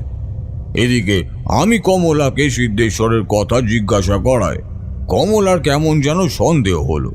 সে বুদ্ধিমতী মেয়ে, তার বুঝতে অসুবিধা হলো না যে সিদ্ধেশ্বর মেডিকেল কলেজে নেই। এইবার তাকে সামলে রাখা দায় হলো। আমি কি করব বুঝতে না পেরে কমলার বাবা অর্থাৎ চন্দ্রকান্ত বাবুকে খবর দিলুম। সে কথা অবশ্য কমলা জানতো না, জানলে আর আমায় তার বাবার কাছে লোক পাঠাতে দিত না। আমি পিসির কাছে আগেই শুনে নিয়েছিলুম সিদ্ধেশ্বরের বর্তমান মতিগতির কথা কমলা তার বাপের বাড়ির কাউকেই জানায়নি। মেয়ের খবর পেয়ে চন্দ্রকান্ত বাবু দেরি না করে তড়িঘড়ি চলে এলেন আমার বাড়িতে। প্রথমটাই কিছু বলতে না চাইলেও পরে কমলা সংক্ষেপে তার বাবাকে সবই বলল। বেশ কিছুদিন ধরেই আমি ওর ব্যবহারে একটা অদ্ভুত পরিবর্তন লক্ষ্য করছিলাম। প্রথম দিকে উনি একা থাকতে চাইছিলেন না। আমি পাশের ঘরে বা রান্নাঘরে বা ঠাকুর ঘরে থাকলে উনি বারবার আমায় ডাকতেন, কেমন যেন একটা আঁকড়ে ধরে রাখতে চাইতেন আমায়। কিন্তু কানে বোধহয় একটু কম শুনতে শুরু করেছিলেন। 3-4 বার না ডাকলে উনি সাড়া দিতেন না। আমি কানের ডাক্তার দেখানোর কথা বলায় আমার কথা হেসে উড়িয়ে দিয়েছিলেন, কিন্তু হাসপাতালে নিয়মিতই যাচ্ছিলেন, সেখানে রোগীও দেখছিলেন। সমস্যা শুরু হলো পরশু থেকে। সেদিন মেডিকেল কলেজ থেকে ফিরে আসার পর মানুষটা যেন একদম বদলে গেলেন। যে মানুষ সেই দিনই হাসপাতালে রোগী দেখতে যাওয়ার আগেও বারবার আমাকে তার কাছে থাকতে বলছিলেন, সেই একই মানুষ হাসপাতাল থেকে ফিরে এসে আমায় দেখতে পেলে যেন রাগে চলে উঠতে লাগলেন। আমি কোনো কারণে ওর কাছাকাছি গেলে চেঁচিয়ে বলতে লাগলেন, দূরে যাও, এসো না আমার কাছে, এসো না, একদম আসবে না তুমি। আমি পছন্দ করি না তোমায়। চলে যাও আমার চোখের সামনে থেকে, চলে যাও। কখনো বলতে লাগলেন, রাক্ষসী, আমাকে বসে আনার চেষ্টা। না, হব না, আমি তোর বশ। আমি তাকেই ভালোবাসি, আমি তারই থাকবো। খবরদার আমার ধারে কাছেও আসার চেষ্টা করবি না। চলে যা এখান থেকে। এমন আরো কত কথা, আমি আর কত বলবো। পরশু রাতটা এমন করেই কাটলো। উনি বাড়িতে আমার রান্না করা কোনো খাবার মুখে তুললেন না পর্যন্ত। কিন্তু পরের দিন, অর্থাৎ গতকাল সকালে ওকে দেখে মনে হলো উনি একদম স্বাভাবিক অবস্থাতেই আছেন। তাই দেখে আমি যখন ঘরের ভিতর ঢুকতে গেলাম অমনি ওর আচরণ পাল্টে গেল। ওকে এত রেগে যেতে আমি কোনোদিন দেখিনি। আমাকে যা নয় তাই বলে উনি বেরিয়ে গেলেন। কাল যখন ফিরলেন মেডিকেল কলেজ থেকে রোগী দেখে, তখনও একই ব্যাপার। তারপর আজ উনি বেরিয়ে যাওয়ার পর আমি মানসিক অশান্তি আর চাপ সহ্য করতে না পেরে চলে এলাম এখানে। কিন্তু এখন তো ঠাকুরমশাইয়ের কথা শুনে আমার মনে হচ্ছে উনি আজ মেডিকেল কলেজেও যাননি। তাহলে উনি কোথায় গেলেন? উনি কি তবে আমাকে ত্যাগ করে অন্য কোথাও, অন্য কোনো সংসারে চলে গেলেন? কমলার কথা বলতে পারলো না, কান্নায় তার গলা বুঝে এলো। আমার পিসির বুকে মাথা রেখে সে সমানে কাঁদতে লাগলো। চন্দ্রকান্ত বাবু নিজের মেয়েকে সান্ত্বনা দিতে গিয়েও দিতে পারলেন না। তিনি বসে রইলেন হতভম্ব হয়ে। সিদ্ধেশ্বরের সম্পর্কে যে এমন কথা শুনতে হতে পারে তা তিনি সত্যিই ভাবতে পারেননি। তিনি অসহায় চোখে চেয়ে রইলেন তার আদরে মেয়ে কমলার দিকে। কেবল একবার অস্ফুট স্বরে আমাকে উদ্দেশ্য করে বললেন, ঠাকুরমশাই, তাহলে কি আমি ভুল করলাম? এ বিয়ে দেওয়া কি আমার উচিত হয়নি? আমার মেয়েটা এইভাবে ঠকে গেল, সিদ্ধেশ্বর তাকে এইভাবে ঠকালো। তিনি কপালে করাঘাত করতে গেলে আমি তাড়াতাড়ি তার হাত ধরে ফেলে বললুম, আমি নিজে কমলামা আর সিদ্ধেশ্বরের কোষ্ঠী বিচার করেছি। ওরা রাজজোটক। সিদ্ধেশ্বর কমলামাকে ছেড়ে স্বেচ্ছায় কোথাও যেতে পারে না। আপনারা কেউ বুঝতে পারছেন না কেন তা আমি জানি না। সিদ্ধেশ্বর এসব নিজের ইচ্ছায় করছে না। ওই কুকথাগুলো কমলামাকে উদ্দেশ্য করেও বলেনি। ও নিজেই ভয়ঙ্কর বিপদের মধ্যে আছে। সিদ্ধেশ্বর শুধু একটাই ভুল করেছে, ও নিজের বিপদের কথা যখন বুঝতে পারলো তখন আমার কাছে না এসে আমাকে সব কিছু না খুলে বলে নিজে নিজে কেন সব সমস্যার সমাধান করতে গেল সেটাই আমি বুঝতে পারছি না। ওর একার পক্ষে তো কিছুই করা সম্ভব নয়, আমার সাহায্য লাগবে। চন্দ্রকান্তবাবু, আপনি কমলাকে আপনার সঙ্গে করে নিয়ে যান। আমি দেখছি যাতে সিদ্ধেশ্বরকে ফিরিয়ে আনতে পারি। ততদিন কমলা আপনার বাড়িতেই থাকুক। তোমরা তো জানোই, কমলার সঙ্গে সিদ্ধেশ্বরের বিয়ের কথাবার্তা হওয়ার পর চন্দ্রকান্ত বাবু নিজের মেয়ের বিয়ের ব্যাপারে জানতে আমার কাছেই এসেছিলেন। তখনই সিদ্ধেশ্বরের জন্মকোষ্ঠী বানাই আমি, সেটা আমার কাছেই রয়ে গিয়েছিল। সেদিন চন্দ্রকান্ত বাবু কমলাকে নিয়ে চলে যাওয়ার পর আমি সিদ্ধেশ্বরের জন্মকোষ্ঠীটা ভালো করে আরেকবার দেখব বলে সেটা খুলে বসেছি। এমন সময় দরজায় টোকা বলল, তারানাথ চক্রবর্তী ভিতরে আছেন নাকি? তারানাথ। ডাক শুনে প্রথমটায় আমি ভারী অবাক হলুম। ঠাকুর মশাই ডাক শুনে শুনেই আমার কান অভ্যস্ত হয়ে পড়েছিল। কিছু আত্মীয় বা অনাত্মীয় বয়স্ক গুরুজন বা স্থানীয় মানুষজন অবশ্য আমার নাম ধরেই মানে তারানাথ বলেই ডাকতেন। তখনও এই যেমন ধরো আমি পিসি বলে যাকে ডাকতুম, মানে যিনি আমার বাবার সময় থেকে আমাদের বাড়িতেই ছিলেন তিনি। কিন্তু সেই রকম মানুষের সংখ্যাও তো হাতে গোনা। আর তাছাড়া তারা সকলেই আমার খুবই পরিচিত হওয়ার সুবাদে তাদের সকলেরই গলা আমি চিনি। কিন্তু এই গলা তো কোনো পরিচিত মানুষের নয়। এমন সময় আবার আওয়াজ হলো দরজায়, তারানাথ চক্রবর্তী, আপনি কি ভিতরে আছেন? আমি সাড়া দিতে গিয়েও কমলার বলা আজকের একটা কথা মনে পড়ে যাওয়ায় চুপ করেই থাকলো। একটু পরেই সব চুপচাপ। আর কারোর কোনো কণ্ঠস্বর ভেসে এলো না দরজার বাইরে থেকে। কেউ আর দরজায় করাঘাতও করলো না বা ধাক্কাও দিল না। ততক্ষণে আমার যা বোঝার বোঝা হয়ে গিয়েছে। এ হলো সেই ডাক যে ডাকে একবার বা দুবার ডাকলেই সাড়া দিতে নেই। এ হলো নিশির ডাক। তাই ঠাকুর মশাই নয়, পরিচিত কণ্ঠে তারানাথও নয়, একেবারে তারানাথ চক্রবর্তী নামে সম্বোধন। বুঝলুম কেন আজ কমলা বলেছিল সিদ্ধেশ্বর গত কয়েকদিন ধরে কিছুতেই একা থাকতে চাইতো না, সবসময় কমলাকে আঁকড়ে আঁকড়ে থাকতো।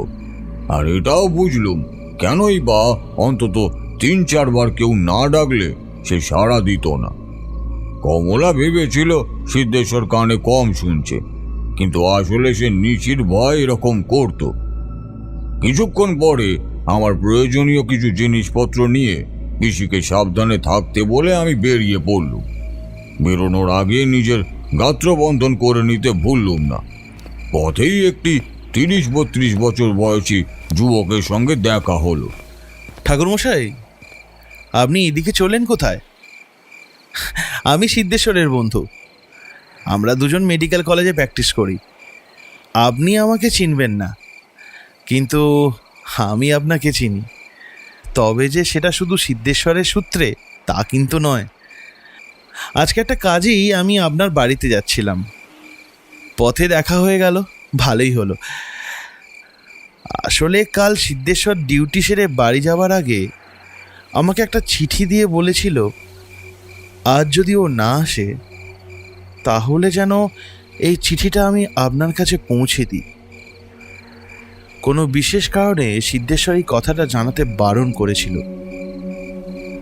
এমনকি কমলা বৌদিকেও নয়। কি কারণ তা আমি জানি না, তাই আপনার বাড়িতে যাচ্ছিলাম। আমি চিঠিটা নিয়ে সেই ছেলেটির দিকে তাকাতেই কেমন যেন একটা অশুভ ছায়া দেখতে পেলুম তার পেছনে। কিন্তু সেই মুহূর্তে সিদ্ধেশ্বরের কারণে আমি খুবই ব্যস্ততার মধ্যে ছিল। ছেলেটিকে শুধু বললুম, তা ভালো করেছে, পরে একদিন না হয় এসো আমার বাড়িতে। তবে আজ আর কাল এই 2 দিন একটু সাবধানে থেকো। কেউ যদি তোমার নাম ধরে ডাকে তবে 3 বার বা তার বেশি বার ডাকলে তবেই সাড়া দিও, তার আগে একদম নয়। সাবধানে থেকো কিন্তু। সেখান থেকে চলে আসতে আসতে দেখলুম ছেলেটি কেমন অবাক চোখে তাকিয়ে আছে আমার দিকে। কিছুক্ষণ পরে সিদ্ধেশ্বরের বর্ধমান জেলার গ্রামের বাড়িতে যাব বলে ট্রেনে চেপে বসলুম আমি। চিঠিটা খুলে দেখলুম আমার আশঙ্কা এবং অনুমান সঠিক। সিদ্ধেশ্বর বিস্তারিতভাবে কিছুই লেখেনি চিঠিতে, কিন্তু যেটুকু লিখেছে তাতে এই কথা স্পষ্ট যে মেডিকেল কলেজে ডাক্তারি করার সময় এমন কোনো ঘটনা তার সঙ্গে ঘটে যা তার অমঙ্গলজনক বলে মনে হয়েছে। তার মনে হয়েছে কোনো অশুভ শক্তি তার ক্ষতি করতে চায়। প্রথম দিকে কলকাতায় নিজের বাড়ি ফিরলেও পরে সে ভেবে দেখেছে সে নিজের বাড়িতে ফিরলে সেই অশুভ শক্তি তার স্ত্রী কমলারও ক্ষতি করে দিতে পারে। আর সেই আশঙ্কা থেকেই তার মনে হয়েছে কলকাতা ত্যাগ করে আপাতত অন্য কোথাও চলে গেলে সেই অশুভ শক্তি তার নাগাল পাবে না। তাই কিছুদিনের জন্য সে তার গ্রামের বাড়িতে গিয়ে থাকবে বলে ঠিক করেছে। কমলা তাকে নিয়ে দুশ্চিন্তা করতে পারে ভেবে কমলাকে এইসব ব্যাপারে কিছুই জানায়নি। এমনকি তার একজন সহযোগী ডাক্তার মনোরঞ্জন রায় ছাড়া তার কথা আর কেউই জানে না। মনোরঞ্জনকেও সে কিছুই জানাতো না, যদি না তার হাত দিয়ে আমাকে এই চিঠিটা পাঠাতে হতো। চিঠিটা পড়ে অজান্তেই একটা দীর্ঘশ্বাস বেরিয়ে এলো। কত বড় ভুল যে সিদ্ধেশ্বর করে ফেলেছে তার অজ্ঞানতার কারণে, তা যদি সে ঘুণাক্ষরে বুঝতে পারত। কিন্তু তখন আর আফসোস করে কি হবে? আপাতত সিদ্ধেশ্বরের কাছে না পৌঁছানো পর্যন্ত আমার কিছুই করার নেই। সে যাই হোক, তোমাদের তো আগেই বলেছি সিদ্ধেশ্বরের সঙ্গে কমলার বিয়ের আগে ওদের বিয়ে নিয়ে কিছু সমস্যা থাকায় আর সিদ্ধেশ্বরের জন্মছকে কিছু ফাড়ার চিহ্ন থাকায় আমি ওদের সঙ্গেই একবার বর্ধমানে সিদ্ধেশ্বরদের গ্রামের বাড়িতে গিয়েছিলাম। আমি সেই ছোটবেলা থেকেই বিভিন্ন জায়গায় ঘুরে বেরিয়েছি, তাই কোনো জায়গা একবার গেলে সেই জায়গা সহজে আমি ভুলি না। সিদ্ধেশ্বরের গ্রামের বাড়ির রাস্তাও ভুলিনি। ট্রেন থেকে নামার পরে রাত হয়ে গেলেও তাই সিদ্ধেশ্বরের গ্রামের বাড়িতে পৌঁছাতে আমার কোনো সমস্যাই হয়নি। কিন্তু সমস্যা হলো অন্যত্র, সেই কথাই বলবো তোমাদের। সিদ্ধেশ্বরের বাড়ির লোকজন, এমনকি সেই গ্রাম বা পাশের গ্রামের লোকজনও আমাকে ভালো করেই চিনত। তোমাদের নিশ্চয়ই মনে আছে ওদের বাড়িতে গিয়ে আমি যে যজ্ঞ করেছিলুম তার কথা। সেই যজ্ঞের কথা সেখানকার মানুষজনের মনেও ছিল, আর তারা আমাকে বেশ মান্যগণ্য করত। আমি যেদিন ওখানে গিয়ে পৌঁছলুম সেদিন বেশ রাত হয়ে যাওয়ায় বাড়ির লোক ছাড়া আর কারোর সঙ্গেই আমার সেভাবে কথা হয়নি। সেই রাতেই আমি সিদ্ধেশ্বরের সঙ্গে দেখা করে কথা বলেছিলুম। তাকে সাবধানে থাকতেও বলেছিলুম। সেও আমার কথায় সম্মতি জানিয়ে বলেছিল যে সে সাবধানেই থাকবে, তবে সেই সঙ্গে আরও একটা অদ্ভুত কথা বলেছিল। ঠাকুরমশাই, আমি মনোরঞ্জনের হাত দিয়ে আপনাকে একখানা পত্র পাঠিয়েছিলাম, বলেছিলাম এখানে আসার জন্য, কিন্তু তখন তো আর আমি এসব জানতাম না। জানলে আপনাকে কিছুতেই এখানে আসতে বলতাম না। এখন তো আর কিছুই করার নেই। একটু দীর্ঘশ্বাস ফেলে সে আবার বলল, আজকে রাতটা আপনি বিশ্রাম করুন ঠাকুরমশাই, কাল সকালে কথা বলবো আপনার সাথে। এই বাড়িতে আপনি আমার অতিথি, আর আমার অতিথিকে কেউ যদি কোনো খারাপ কথা বলে বা কেউ যদি কোনো খারাপ ব্যবহার করে, তাহলে তাকে এই সিদ্ধেশ্বর ঘোষ কিছুতেই ছেড়ে কথা বলবে না। সিদ্ধেশ্বর তখনকার মতো চলে গেল। আমিও আমার জন্য যে ঘর নির্দিষ্ট করা ছিল সেই ঘরে চলে গেলুম। রাতটা কাটলো প্রবল অস্বস্তির মধ্যে। সারাক্ষণ মনে হতে লাগলো আজ রাতে আমার এইভাবে ঘরের মধ্যে থেকে যাওয়াটা বোধহয় ভালো হলো না। দুশ্চিন্তায় রাতে ঘুমোতে পারলুম না। সেই সঙ্গে সিদ্ধেশ্বরের বলা কথাগুলো সমানে মনে হতে লাগলো। কয়েক ঘন্টা বিছানায় শুয়ে শুয়ে এপাশ ওপাশ করার পরে অবশেষে উঠেই পড়লুম। আমার কোনো কারণে বারবার মনে হতে লাগলো এক্ষুনি একবার পুকুর পাড়ে যাওয়া দরকার। আমায় যে ঘরে থাকতে দেওয়া হয়েছিল সেই ঘর থেকে বেরিয়েই ডান দিকে সোজা চলে গেলেই 3টি ঘরের পরে সিদ্ধেশ্বরের ঘর। ভাবলুম এই বাড়ি থেকে বেরিয়ে পুকুর পাড়ে যাওয়ার আগে একবার সিদ্ধেশ্বরের ঘরটা দেখেই আসি। সেই মতো সিদ্ধেশ্বরের ঘরের সামনেটায় এলুম, আর সঙ্গে সঙ্গেই আশঙ্কিত হয়ে বললুম। সিদ্ধেশ্বরের ঘরের দরজা হাট করে খোলা, আর ঘরের ভেতরেও কোথাও সে নেই। এত রাতে নিশ্চয়ই সে অন্য কারোর ঘরে কথা বলতে যাবে না। মনটা গাইতে লাগলো। সেই সঙ্গে আমার মনের ভেতর থেকে কে যেন বলতে লাগলো এই বাড়ির নিকটস্থ পুকুর পাড়ে যাওয়াটা আমার অবশ্য কর্তব্য। বাড়ি থেকে বেরিয়ে প্রথমে পুকুর পাড়ের দিকেই হাঁটতে শুরু করলুম, কিন্তু মাত্র কয়েক পা হাঁটার পরেই মনে হতে লাগলো এখানে কোনো অশুভ শক্তি উপস্থিত রয়েছে। এখানকার বাতাস ভারী হয়ে রয়েছে। মনে হচ্ছে শুধু আমি নয়, আরও কেউ এই মুহূর্তে এখানেই রয়েছে। আর সে কোনো মানুষ বা জীবন্ত প্রাণী নয়, বরং কোনো অশরীরী।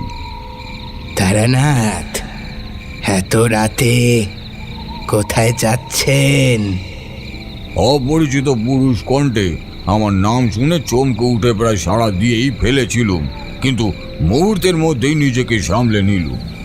তারানাথ, তারানাথ। আরও একবার আমার নাম ধরে ডাকলো সে। আমার আর বুঝতে কোনো অসুবিধা রইল না যে নিশির ডাক আমি শুনেছিলুম আমার বাড়িতে। সেই নিশিরই ডাক। শুধু কলকাতায় নয়, কলকাতা থেকে এত দূরে এই গ্রামেও সে পৌঁছে গিয়েছে।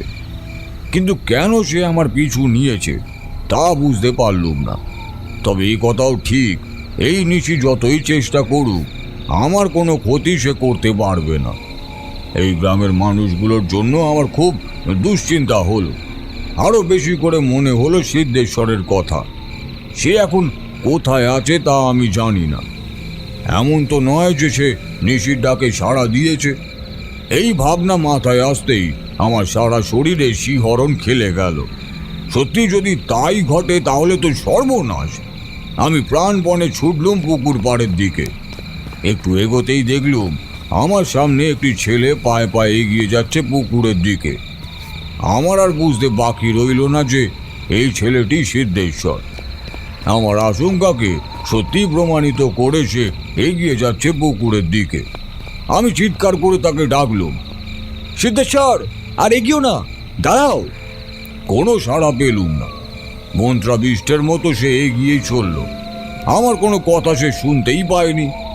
বুঝলুম এভাবে হবে না। আমি তাড়াতাড়ি ছুটে গিয়ে সিদ্ধেশ্বরের সামনে গিয়ে তার পথ রোধ করে দাঁড়ালুম। তার 2 কাঁধ ধরে তার সারা শরীরে ঝাঁকুনি দিয়ে বললুম, সিদ্ধেশ্বর, থামো, কোথায় যাচ্ছ সিদ্ধেশ্বর? কিন্তু সিদ্ধেশ্বরের কোনো পরিবর্তন হলো না। সে যেমন মোহগ্রস্তভাবে হেঁটে যাচ্ছিল তেমনভাবেই অতি ধীর গতিতে এগিয়ে চলল। আমি তখনও সিদ্ধেশ্বরের কাঁধ দুটো চেপে ধরে আছি। আরেকবার ঝাঁকুনি দিতে যাব এমন সময় একটা ক্ষণক্ষণে গলায় হাসির শব্দ শুনতে পেলুম।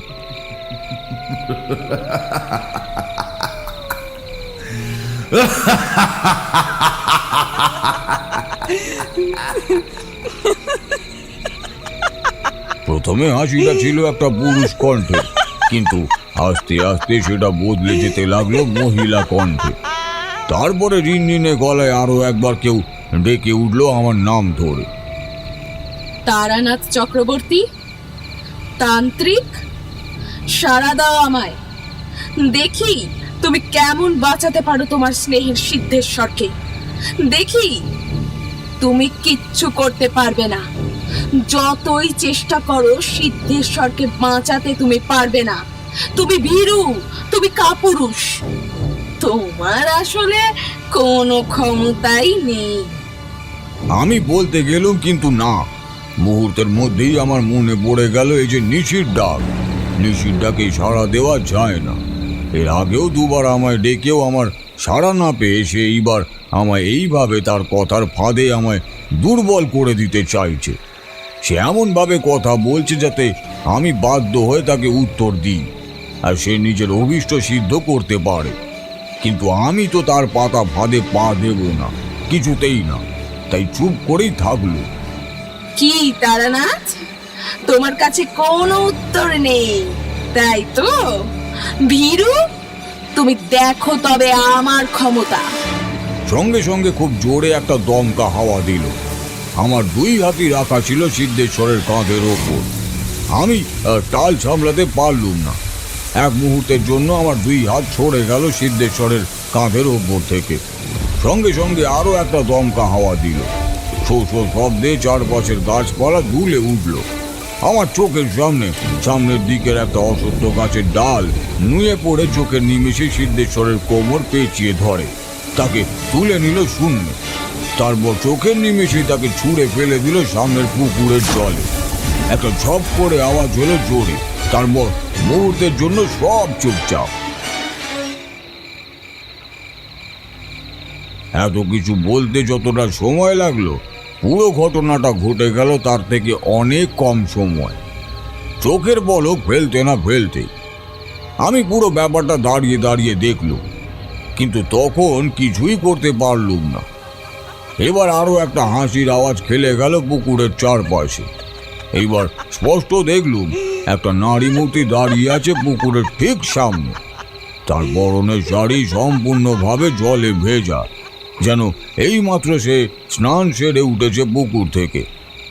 আমার দিকে তাকিয়ে বিভৎস ভঙ্গিমায় আরো একবার হেসে উঠেই সে ঝাঁপ দিল পুকুরের জলে। কিন্তু এইবার আর কোনো শব্দ হলো না।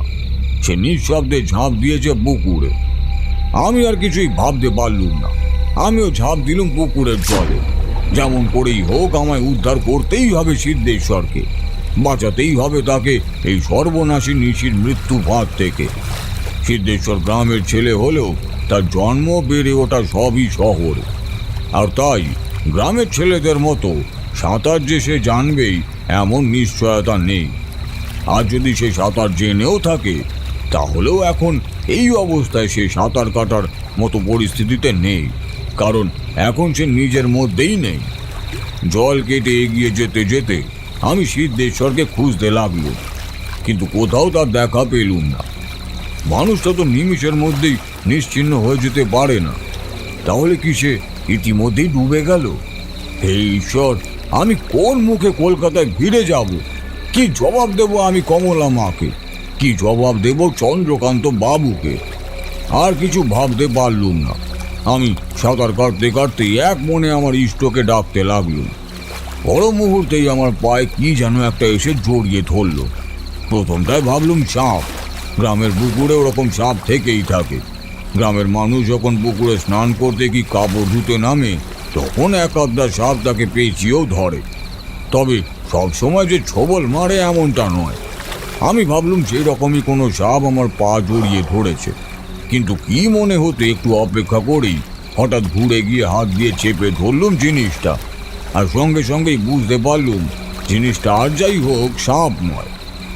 আমার বুঝতে অসুবিধা হলো না, এটা আসলে কোনো কাপড়ের অংশ। মুহূর্তের মধ্যে একটা সম্ভাবনা আমার মাথায় খেলে গেল। আমি সেই কাপড়ের অংশের সূত্র ধরে পৌঁছে গেলুম একটা মানুষের কাছে। মানুষটি তখন প্রায় ডুবন্ত। আমার বুঝতে অসুবিধা হলো না এই ডুবন্ত মানুষটি আসলে সিদ্ধেশ্বর। আমি তাকে উপরে তোলার চেষ্টা করতে লাগলুম। এমন সময় খুব কাছ থেকে একটা চাপা গর্জন শুনতে পেলুম। তারপর আবার সেই খিলখিল হাসির শব্দ। তুমি যতই চেষ্টা করো তারানাথ, একে তুমি বাঁচাতে পারবে না। নিশির ডাকে একবার যে সাড়া দিয়েছে তার মৃত্যু নিশ্চিত। তুমি বাঁচাতে পারবে না সিদ্ধেশ্বরকে। এইভাবে একা একা এই ঘোর অন্ধকারে তুমি কিছুতেই জল থেকে সিদ্ধেশ্বরকে তুলে ডাঙায় নিয়ে যেতে পারবে না। ওর মৃত্যু হবে। এই পুকুরেই ওর ভবলীলা সাঙ্গ হবে। আবার হাসির শব্দ। আমি কোনো উত্তর দিলুম না। এক মনে ইষ্ট নাম জপ করতে করতে সর্বশক্তি দিয়ে সিদ্ধেশ্বরকে ওপরের দিকে টানতে লাগলো। সিদ্ধেশ্বর খুবই কম সময়ের জন্য জলের তলায় ছিল, না হলে ওখানেই শ্বাসরুদ্ধ হয়ে ওর মৃত্যু হতো। আস্তে আস্তে সিদ্ধেশ্বর ভেসে উঠল জলের ওপরে। এইবার আমি তাকে টেনে নিয়ে যেতে লাগলুম পাড়ের দিকে। ভাগ্য ভালো, সিদ্ধেশ্বর পুকুর পাড় থেকে বেশি দূরে ছিল না, তাই খুব একটা সময় লাগলো না ওকে পাড়ে টেনে নিয়ে যেতে। যতক্ষণ আমি সিদ্ধেশ্বরকে জল থেকে তুলছিলুম বা ওকে পাড়ের দিকে টেনে নিয়ে যাচ্ছিলুম, ততক্ষণ সেই অশুভ শক্তি তার প্রভাব বিস্তার করেনি। সে বোধহয় ভেবেছিল আমি এই কাজে সফল হব না। সত্যি বলতে কি, আমার জায়গায় কোনো সাধারণ মানুষ থাকলে এই কাজ সে সত্যিই করতে পারত না। নিশির ডাক এড়িয়ে যাওয়া কোনো সাধারণ মানুষের পক্ষে সহজ নয়। কখনো কখনো অল্প জ্ঞানধারী নিম্ন শ্রেণীর তান্ত্রিকের পক্ষেও নিশির ডাক এড়ানো খুবই কষ্টসাধ্য বা অসম্ভব হয়। তাই সেই অশুভ শক্তি ভেবেছিল আমি নিজেকে নিশির ডাক থেকে যদিও বা রক্ষা করতে পারি, সিদ্ধেশ্বর যেহেতু নিশির ডাকে সাড়া দিয়েছে, তাই ওকে আমি কিছুতেই উদ্ধার করতে পারবো না। আর সেই কারণেই সে এতক্ষণ আমাকে বাধা দেয়নি। কিন্তু এইবার যখন সে দেখলো আমি আমার কাজে প্রায় সফল হতে চলেছি, তখন সে গর্জে উঠল। সেই নারী মূর্তি এবার এগিয়ে এলো আমার আর সিদ্ধেশ্বরের দিকে। তোর এত বড় সাহস, তুই আমার শিকারকে আমার হাতছাড়া করিস? তবে দেখ আমি কি করতে পারি। আমি বাম হাত দিয়ে সিদ্ধেশ্বরকে ধরে জলে ভাসতে ভাসতে ইষ্ট নাম স্মরণ করে আমার ডান হাত প্রসারিত করলুম সেই নারী মূর্তির দিকে। সঙ্গে সঙ্গে একটা প্রচণ্ড আর্তচিৎকার করে ছিটকে গেল সে দূরে। সেই সুযোগে আমি কোনো মতে শরীরের সব শক্তি একত্রিত করে সিদ্ধেশ্বরকে ঠেলে তুলে দিলাম পুকুর পাড়ে। নিজে উঠতে যাব এমন সময় আবার একটা গর্জন শুনতে পেলুম খুব কাছ থেকে, আর সেই সঙ্গে একটা হ্যাঁচকা টানে আমি পুকুর পাড় থেকে ছিটকে গেলুম। ক্রুদ্ধ গর্জন করে একটা হিম শীতল হাত প্রথমে আমার হাত স্পর্শ করলো। তারপর আমার হাত ছেড়ে দিয়ে সেই হিম শীতল হাত এগিয়ে আসতে লাগলো আমার গলা লক্ষ্য করে। আমি ইষ্টনাম জপ করতেই লাগলুম। আমার গলা পর্যন্ত পৌঁছানোর আগেই আরও একবার তীব্র আর্তচিৎকার করে দূরে ছিটকে গেল সেই নারী মূর্তি। আমি দেখলুম আমার শরীরের চারপাশে একটা দিব্য জ্যোতির বলয় তৈরি হয়েছে, যা এতক্ষণ ছিল না। আমার ইষ্টনাম জপের ফলে সৃষ্ট সেই শুভ শক্তির রক্ষা কবচকে ভেদ করে অশুভ শক্তি তার প্রভাব বিস্তার করতে পারেনি, বরং নিজেই আহত হয়েছে। বুঝতে পারলুম আমাকে আঘাত করতে না পেরে ক্রুদ্ধ সেই অশুভ শক্তি এবার আঘাত করবে সিদ্ধেশ্বরকে। আমি তাড়াতাড়ি সাঁতরে পুকুর পাড়ে উঠে গেলুম। সিদ্ধেশ্বর তখনও অচৈতন্য হয়েই পড়ে রয়েছে পুকুর পাড়ে। সেই অবস্থাতেই আমি তাড়াতাড়ি ওর চারপাশে একটা গণ্ডি কেটে দিলুম আমার ইষ্টকে স্মরণ করে। সেই অশুভ শক্তি এবার যখন দেখলো আমি সিদ্ধেশ্বরের পাশেই বসে রয়েছি, তখন সে আর জল থেকে উঠল না। পুকুরের মধ্যে থেকেই গর্জন করে বলে উঠল, কতজনকে বাঁচাবি তুই? আমার শিকার আমি ঠিক খুঁজে নেব, এখানে না পেলে অন্য কোনোখানে, কিন্তু ঠিক খুঁজে নেব। কতজনকে বাঁচাবি তুই?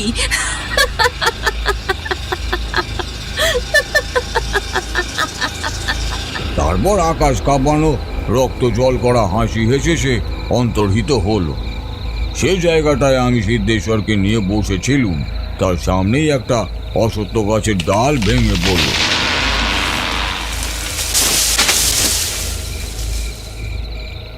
সিদ্ধেশ্বর তখনও অচৈতন্য হয়েই পড়ে রয়েছে।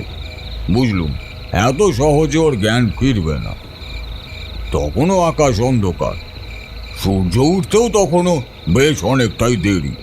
বুঝলুম এখনই গ্রামের মানুষের কারোর ঘুম ভাঙবে না, তাই কেউ তার নিত্য প্রয়োজনীয় কাজে পুকুর পাড়েও আসবে না। এদিকে আমার আর সিদ্ধেশ্বর দুজনেরই সারা শরীর আর পোশাক জলে ভেজা।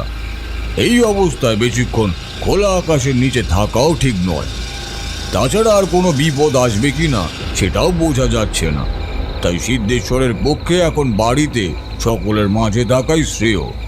কিন্তু আমি যে অচৈতন্য সিদ্ধেশ্বরকে তুলে নিয়ে ওদের বাড়ি পর্যন্ত যাব, সেই ক্ষমতাও আমার নেই। পুকুরে সিদ্ধেশ্বরকে ডুবন্ত অবস্থা থেকে তুলে আনা, তারপর তাকে এতটা টেনে নিয়ে আসা, এসব করতে পারলেও এখন মনে হচ্ছে শরীরে আর এতটুকু শক্তি অবশিষ্ট নেই যে সিদ্ধেশ্বরকে আমার একার শক্তিতে ওদের বাড়ি পর্যন্ত নিয়ে যেতে পারবো। অগত্যা অপেক্ষা করা ছাড়া আর কোনো উপায় নেই। কিন্তু ওই যে কথায় বলে, রাকে হরি মারে কে, এবারও তাই হলো। কিছুক্ষণ পরেই কাছ থেকে কিছু মানুষের গলার আওয়াজ পেলুম। দেখতে দেখতে বেশ কিছু লোকজন চলে এলো পুকুর পাড়ে। এরা সকলেই আমার চেনা। আমাকে আর সিদ্ধেশ্বরকে ওই অবস্থায় ওখানে দেখে সকলেই নানা কথা জিজ্ঞাসা করতে লাগলো। কি হয়েছে ঠাকুরমশাই, আপনি এখানে? আর সঙ্গে সিদ্ধেশ্বরও রয়েছে দেখছি যে। সে কি, দুজনেই তো ভিজে একেবারে একসা। কি হয়েছিল বলে দেখি? হে, এই মাঝরাত্রিরে পুকুরে নেমেছিলেন নাকি কর্তা? দাঁড়াও দাঁড়াও, তোমরা সবাই চুপ করো দেখি। সিদ্ধেশ্বর যে অজ্ঞান হয়ে মাটিতে পড়ে রয়েছে গো। অনেক আওয়াজ শুনলাম যে, আসছিল এদিক থেকেই। তা হয়েছেটা কি? গাছের ডালটা অমন করে ভেঙে পড়ে আছে কেন গো? মানুষের কথা আর জিজ্ঞাসা কিছুতেই শেষ হতে চায় না। আর অবশ্য তাদের দোষ দেওয়াও যায় না, এমন দৃশ্য তো আর সচরাচর দেখা যায় না।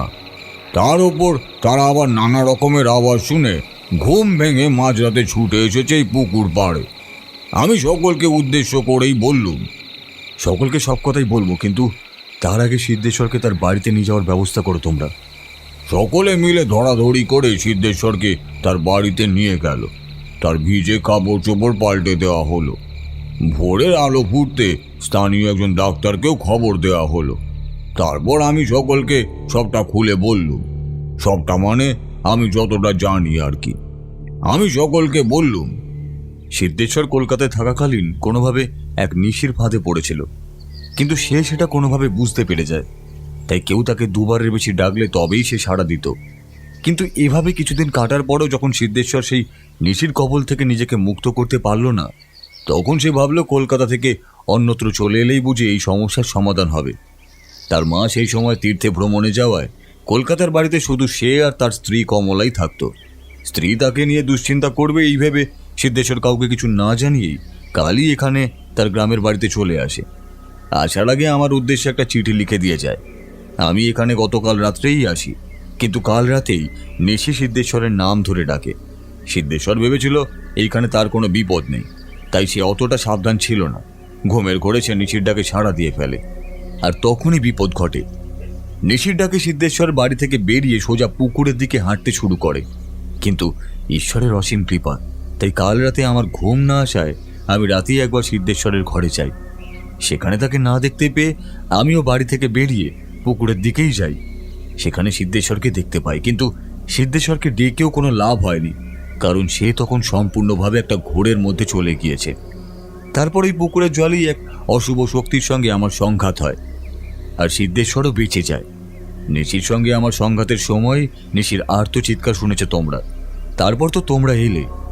আমি চুপ করার পর কয়েকজন গ্রামবাসী হঠাৎ আমার পা ধরে কাঁদতে লাগলো। আমি কিছুই বুঝতে পারলুম না। তারপর তাদের কথা শুনে বুঝতে পারলুম পরশুদিন রাতে গ্রামেরই একটা বাচ্চা মেয়ে নিশির ডাকে পুকুরে ডুবেই মারা গিয়েছে। গ্রামেরই আরও কেউ কেউ নাকি শুনেছে আমি তাদের নাম ধরে ডাকছি। গ্রামের সকলেই আমায় চিনত। আমার গলার স্বরও তাদের কাছে পরিচিত ছিল।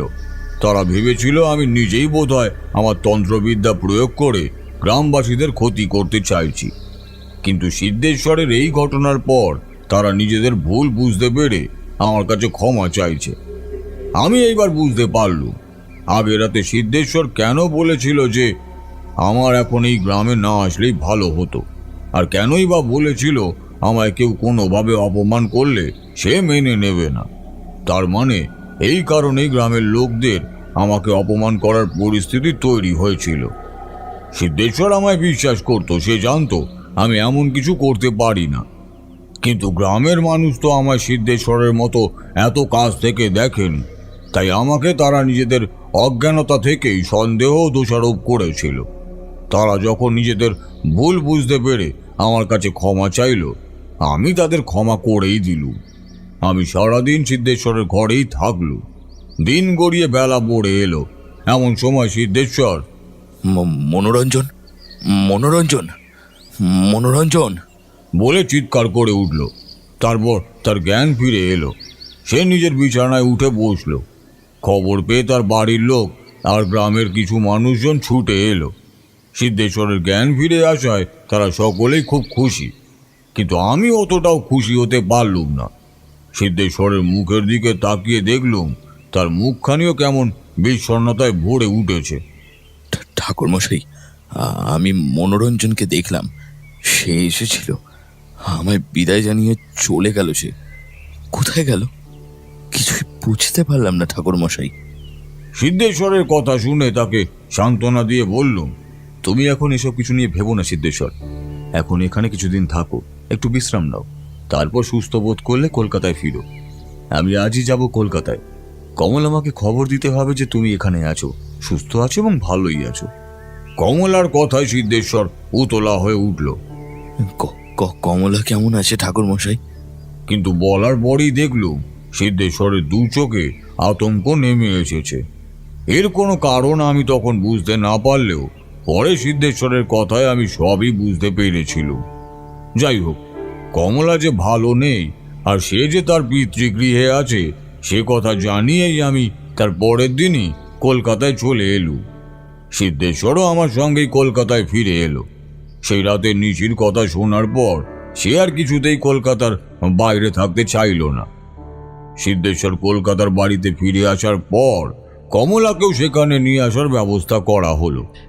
প্রথম দিকে কমলা ফিরতে রাজি না হলেও তার মা বাবা তাকে অনেক করে বোঝানোয় সে ফিরে আসে। চন্দ্রকান্ত বাবু মেয়ে জামাইয়ের দেখভালের জন্য দুজন লোককেও সেই বাড়িতে কিছুদিনের জন্য বহাল করেন। এরপর সিদ্ধেশ্বর আর কমলার মধ্যে আবার সেই পুরনো মধুর সম্পর্ক ফিরে আসে। সিদ্ধেশ্বরও আবার মেডিকেল কলেজে ডাক্তারি করতে শুরু করে। তারপর একদিন ওরা দুজনেই আমার বাড়িতে আসে। সেদিন আমি সিদ্ধেশ্বরের মুখেই সব ঘটনা জানতে পারি। সে কথা তোমাদের সংক্ষেপে বলছি, শোন। সিদ্ধেশ্বর তখন মেডিকেল কলেজে ডাক্তারি করছে। এইসব ঘটনা তখন কিছুই ঘটেনি। হাসপাতালে বেশ কিছু রোগী রোজই ভর্তি হয়। তাদের মধ্যে কেউ চিকিৎসার গুণে সুস্থ হয়ে বাড়ি ফিরে যায়, আবার কারোর পরমায়ু শেষ হয়ে আসায় হাজার চিকিৎসাতেও সুস্থ হয় না, মৃত্যু হয় তার। এইরকমই একদিন একজন অল্প বয়সী সধবা মহিলা ভর্তি হলো মেডিকেল কলেজে। তার নাম কমলা। সিদ্ধেশ্বর আর মেডিকেল কলেজের অন্যান্য ডাক্তাররা অনেক চেষ্টা করলেও সে বাঁচল না। তবে মারা যাওয়ার আগে কি করে যেন সে জেনে যায় সিদ্ধেশ্বরের স্ত্রীর নামও কমলা। মানুষের মন বড় বিচিত্র, সেখানে কখন যে কি অনুভূতি হয় তার উপর তার নিজেরই নিয়ন্ত্রণ থাকে না অনেক সময়। তাই কমলা নামের রোগীর মনেও মৃত্যুর আগে সিদ্ধেশ্বরকে নিয়ে কোনো অনুভূতির সৃষ্টি হয়। অল্প বয়সে অনেক আকাঙ্ক্ষা, অনেক অতৃপ্তি নিয়েই মারা যায় সে। আর তার ফলেই তার আত্মার মুক্তি হয় না। এদিকে সেই রোগিণী মারা যাওয়ার পর থেকেই সিদ্ধেশ্বর ক্রমাগত শুনতে থাকে তাকে কেউ ডাকছে। এই যে তার স্ত্রী কমলার কণ্ঠস্বর নয় তা বুঝতে সিদ্ধেশ্বরের কোনো অসুবিধাই হয় না। তাছাড়া তার স্ত্রী কমলা তো কোনোদিনও তাকে নাম ধরে ডাকেই না, তাই সেও আর সাড়া দেয় না। এইবার সেই আত্মা সিদ্ধেশ্বরের স্ত্রী কমলার কণ্ঠস্বর নকল করে তাকে ডাকতে থাকে। সিদ্ধেশ্বর নিশির ডাকের কথা জানতো, তাই কমলার কণ্ঠস্বরে কেউ তাকে দুবারের বেশি ডাকলে তবেই সে সাড়া দিত। এরপর সেই আত্মা তাকে অন্যান্য নানান লোকের কণ্ঠস্বর নকল করে ডাকা শুরু করে, কিন্তু সিদ্ধেশ্বর কাউকেই সহজে সাড়া দেওয়া বন্ধ করে দেয়। কলকাতার বাড়িতে সিদ্ধেশ্বর একা একা থাকা বন্ধ করে দেয়। সে সবসময় চাইতো তার স্ত্রী কমলা তার সঙ্গেই থাকুক, কারণ একা না থাকলে নিশি তার নাম ধরে ডাকতো না। কিন্তু এর ফল হলো উল্টো। এরপর তার স্ত্রী কমলা যখনই তার কাছাকাছি আসতো, সে সেই মৃতা রোগিণী কমলাকে দেখতে পেত। সিদ্ধেশ্বর তখন সেই অশুভ আত্মার উদ্দেশ্যে কথা বলতো যাতে সে চলে যায়, কিন্তু সে তো গেলই না, উল্টে তার স্ত্রী কমলা সিদ্ধেশ্বরকে ভুল বুঝতে শুরু করলো। অবশ্য কমলাকে এর জন্য দায়ী করা যায় না, কারণ সে সেই অতৃপ্ত আত্মাকে দেখতেও পেত না, তার উপস্থিতিও অনুভব করতে পারত না। তাই সে ভাবত তার স্বামী তার উদ্দেশ্যে ওইসব কটু কথা বলছে। অসহায় বোধ করে কমলা বুঝতে পারে না কাকে সে তার দুঃখের কথা বলবে। মা বাবাকে এসব বলতে খুবই সংকোচ বোধ করে সে। তারপর আমার এই বাড়িতে চলে আসে একদিন, আর পিসিকে সব কথা বলে। সেখান থেকে আমিও সব জানতে পারি। সে কথা তো তোমাদের শুরুতেই বলেছি। আমি বুঝতে পারি সিদ্ধেশ্বর তার স্ত্রী কমলাকে সেই সব কুকথা বলেন। এটাও বুঝতে পারি এর মধ্যে নিশির ডাকের কোনো ব্যাপার নিশ্চয়ই আছে, আর সিদ্ধেশ্বর নিজে সেটা বুঝতে পেরেছে বলেই সে সহজে কারোর ডাকে সাড়া দেয় না। এর পরের ঘটনা তো তোমাদের সকলেরই জানা, তবে এখানে আরো কিছু কথা তোমাদের বলি। তোমাদের মনে আছে নিশ্চয়ই, কমলা যেদিন এই বাড়িতে এসে সব জানায়, সেই রাতে আমিও নিশির ডাক শুনতে পাই। সিদ্ধেশ্বরের গ্রামের বাড়িতে পৌঁছানোর পরেও আমি নিশির ডাক শুনতে পাই। কেন জানো? কারণ সেই অশুভ শক্তি ভেবেছিল সিদ্ধেশ্বরকে যদি কোনো কারণে আমি বাঁচিয়ে দিই, তাই তার আগেই সে আমায় নিজের ফাঁদে ফেলতে চেয়েছিল। শুধু তাই নয়, সিদ্ধেশ্বরের গ্রামের মানুষেরাও যাতে আমায় সেখানে থাকতে না দেয়, তার জন্য আমার গলা নকল করে নিশি সেই গ্রামেও কিছু মানুষের নাম ধরে ডাকে, আর এর ফলে গ্রামের এক নির্দোষ মেয়েরও প্রাণ যায়। শুধু তাই নয়, সিদ্ধেশ্বর সুস্থ হয়ে মেডিকেল কলেজে আবার ডাক্তারি শুরু করার পর সে একখানা দুঃসংবাদ পায়। তার ডাক্তার সহকর্মী মনোরঞ্জনের অবঘাতে মৃত্যু হয়েছে।